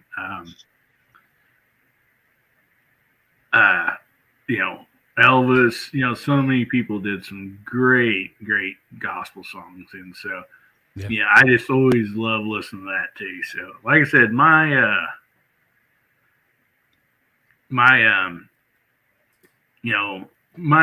music, it's far and wide. I just love it. So DJ, what was your first concert and like some of the, bands, and stuff that like that really stood out to you? Thousands and thousands of shows. Pardon. Since I was, I'll give you my first concert. My first concert was ABBA, 1979. Wow. And I was eighth row with my dad, and he had a photography. He was a teacher, but he had a side business being a photographer. And this was in an era where there wasn't like a ban on cameras, and it was before everybody got to bring in their cell phones. So there we are, and I got to shoot like half a roll through a Canon FTB, which I now have, and that was incredible because I was I was 10 years old.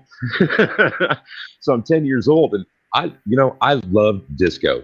I was a little kid during that era. I loved rock and roll. I loved all music, but the bounce and the pop, if it wasn't for disco, I wouldn't have become a DJ. I wouldn't have ever been on the radio. I would have never spun records in clubs. I would have never made mixes and hung out and done all that stuff. So ABBA is ground zero for me. And they had no opener, and just an incredible concert.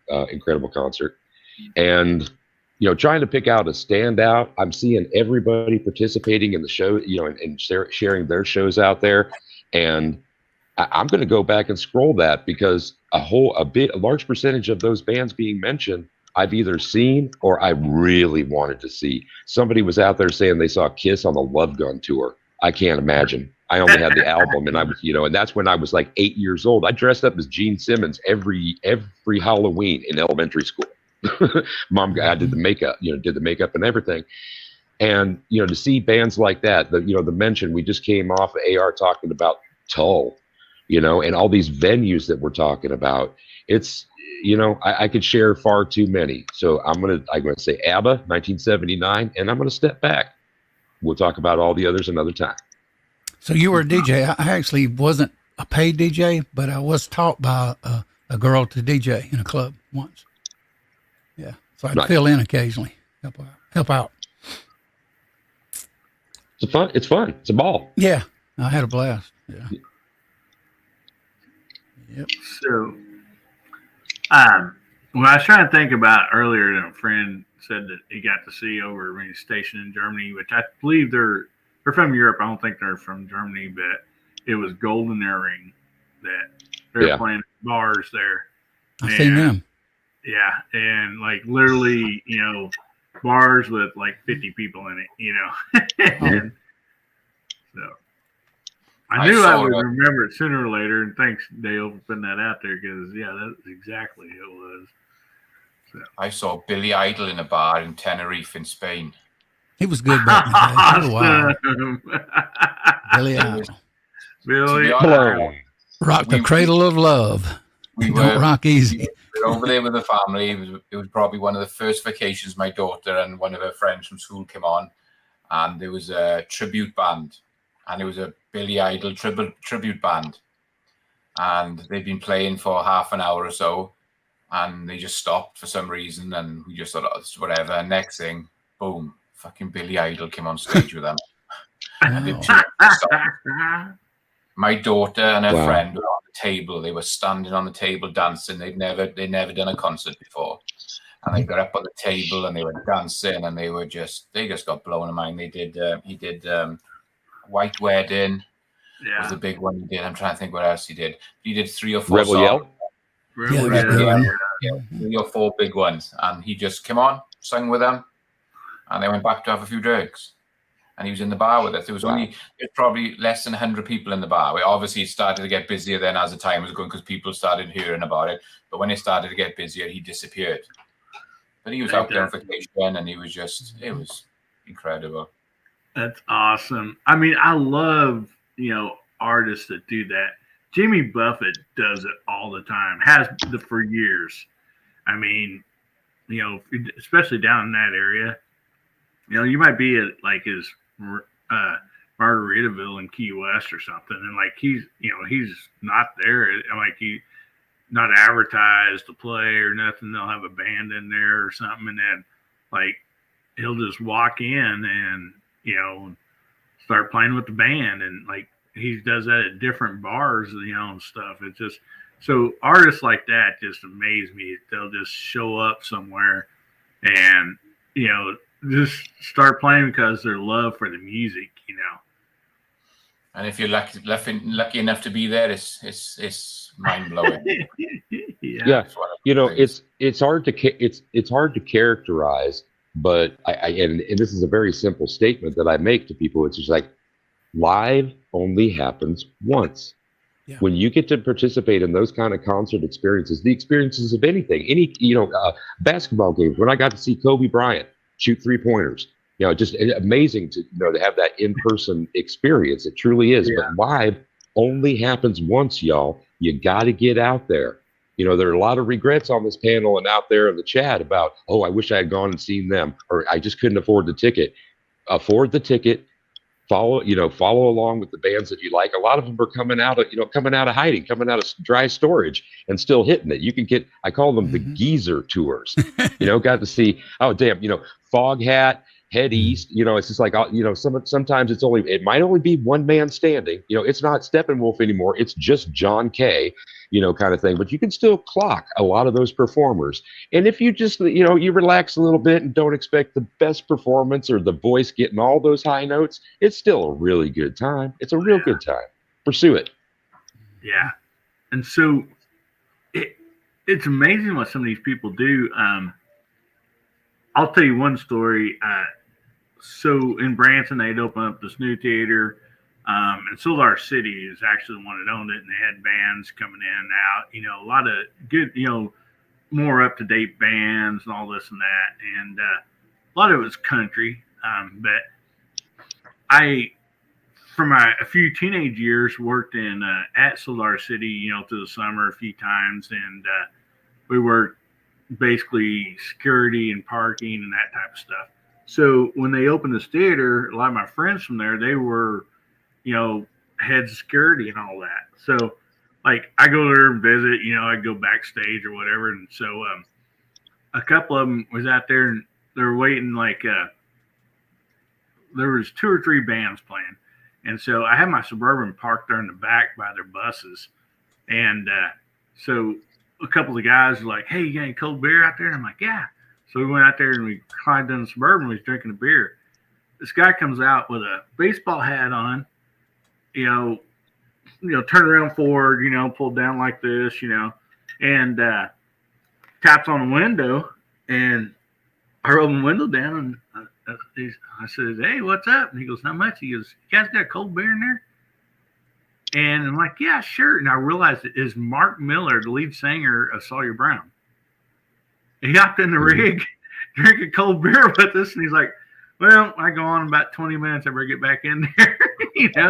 You sit there and, shot the crap with us, BS and drinking a cold beer, So, some of these people are just real people, I know sometimes, people have bad experience with people like being rude or whatever, and I guess, that's going to happen. But, also, I think we got to remember that, a lot of those people, especially they're very popular, they're being pulled left to right, take pictures with these people, take autographs, so a lot of their personal time's taken up. And so I can understand, that they could have a bad day too. And some of them might just be real butts, I don't know. But, there's so many of them that's just really cool people, I've had a similar experience, Hillbilly. Oh, yeah? Yeah. Well, no, I just mean like a similar experience with artists. Sometimes it is just a bad night. I've been in so many green rooms where there's tension that you just hope doesn't translate to the stage. And sometimes that's one of the things that it is. If you're stuck in a bus, better still, if you're stuck in a van and you're from Southern California, you're an SST recording artist, and you got 6 people in a cargo van, and you're crossing damn near the whole country. Do you think after the second week you're really going to be playing checkers and having a good time with those folks? Hells no. It's that tension that comes in there, and it's there. And when you think about the tax that is on those people, these performers and artists to produce for us, that's an incredible weight. And some deal with it well, and some don't. So yeah, it's a cross section. Musicians and performers is a cross section of society. Yep. That's awesome. I've And seen Three Dog Night also, and Rod Stewart back when he was young. I've seen a lot more than I'm saying here on the show. Rod Stewart, man. Mhm. Yeah. Man, that's so awesome. That concert event place that's close to me, the company I worked for at one time, they had leased it for 2 years, to have concerts. And so where it's at, it's a 2-lane road going down quite a few miles to where it's at. So traffic's always backed up and everything. Of course, we have some dirt side roads we can kind of take, but the owners of the company, they're like, so, we need to put these guys, up somewhere pretty nice, but then how are we going to get them here, and stuff. So we come up with an idea. They stayed at a nice place across the lake from there. And anyway, so we would go over by boat and pick them up in the boat and come back across the lake to our dock, and then literally they jump in the van or Suburban or whatever, and we just take them right up to the, the concert deal. And they were so amazed. A lot of them, 99% of them loved it. They thought that was the best thing ever. But we had a few that didn't think much of it, but most usually it was like the manager or something, and they're like, "What kind of hillbilly stuff is this?" But most of them just absolutely loved it, and so it's there's people like all of us that all of us, and have good times and bad times, I guess. But one of the good times, I'll toss this one out here. Yeah. So there's a venue just across the river. I'm in Omaha, Nebraska. Community across the river is Council Bluffs, and there's an outdoor venue. It's not that big. It's not that fancy. But like a lot of the festival tours, the small group ones, and there's an association with with a college radio station, and I worked at it for it was only about 6 months. But so in any case, I got to get to the point. I didn't drink beer with them, but I spent about an hour on Kid Rock's bus, and that was just debauchery. Oh. It was pure debauchery. And I didn't know. I mean, I had heard, some of his stuff. And there's part of that concert that I tell a little bit about this story sometimes. I hear from the stage, and I'm way at the back, so I'm a couple hundred yards away. There's a lot of cussing going on, and so I kind of pay attention. It's just raunchy from the stage. I'm like, what the hell is going on here? I got a little bit closer, and I see this kid on the stage. There's a kid, it looks like like maybe a third or fourth grader, just blue streak. Can't believe it, and saying stuff about 3 feet, 2 feet tall with a whatever dick, and I'm just like, who is this guy? It was the little Joe. It was that guy who was a short stature guy. Yeah, I mean, he's passed now, but I couldn't believe it. I thought somebody was letting their 12-year-old go out there and spread across the audience with a lot of profanity. But he was, and little Joe, he was a trip. He was a trip. He would to excess. That was what and he was known for that. Just a little bit too much of everything. But yeah, that was a good time. Lots of beers, lots of laughing. Yeah, good time. I had a roommate here years ago. He did 2 tours in Vietnam, and he's a musician. He left me his guitar. He's passed now. He actually went, and I believe him, he was actually at the Byron Pop Festival here and seen Jimi Hendrix back in the day. Wow. And he'd set up every morning almost at 10 o'clock, 9:30 or 10. It would fire up. I had an electric guitar for a while there, and he'd fire it up, boy, and sitting there in the living room with my tube amp, and play for like 2 hours. Every song you can imagine. Well, guys, that's awesome, man. Great chat. Let's go through the room real quick, and let's everybody plug their channel or whatever you'd like to say, what you got coming up. We'll just go ahead and start with you, Mac, man. Oh, that's great. Thanks, guys. It was a great chat tonight. There was some great questions, great answers. Side chat's been great. Really enjoyed coming on here. So Monday night, I'm going to be doing the second part of this reloading 45 Colt with these cast bullets. I started it last Monday, but I didn't want to do a whole reloading session in one go, just so to keep within the lines of YouTube. So I'll do the second part and the finish up this Monday. And probably the following Monday, I'm going to do another interview. I'll get somebody on and we'll do another interview like we did with Walter. It seemed to go down quite well. So probably a week Monday, I'll get somebody on. We'll do an interview. It's just can't get out and do much video shooting and anything at the moment. It's just so hot. We hit 119 here today. They reckon it's going to be 120 tomorrow.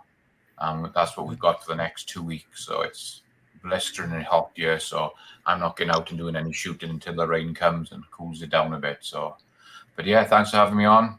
Great meeting you all, guys. It was a great chat tonight.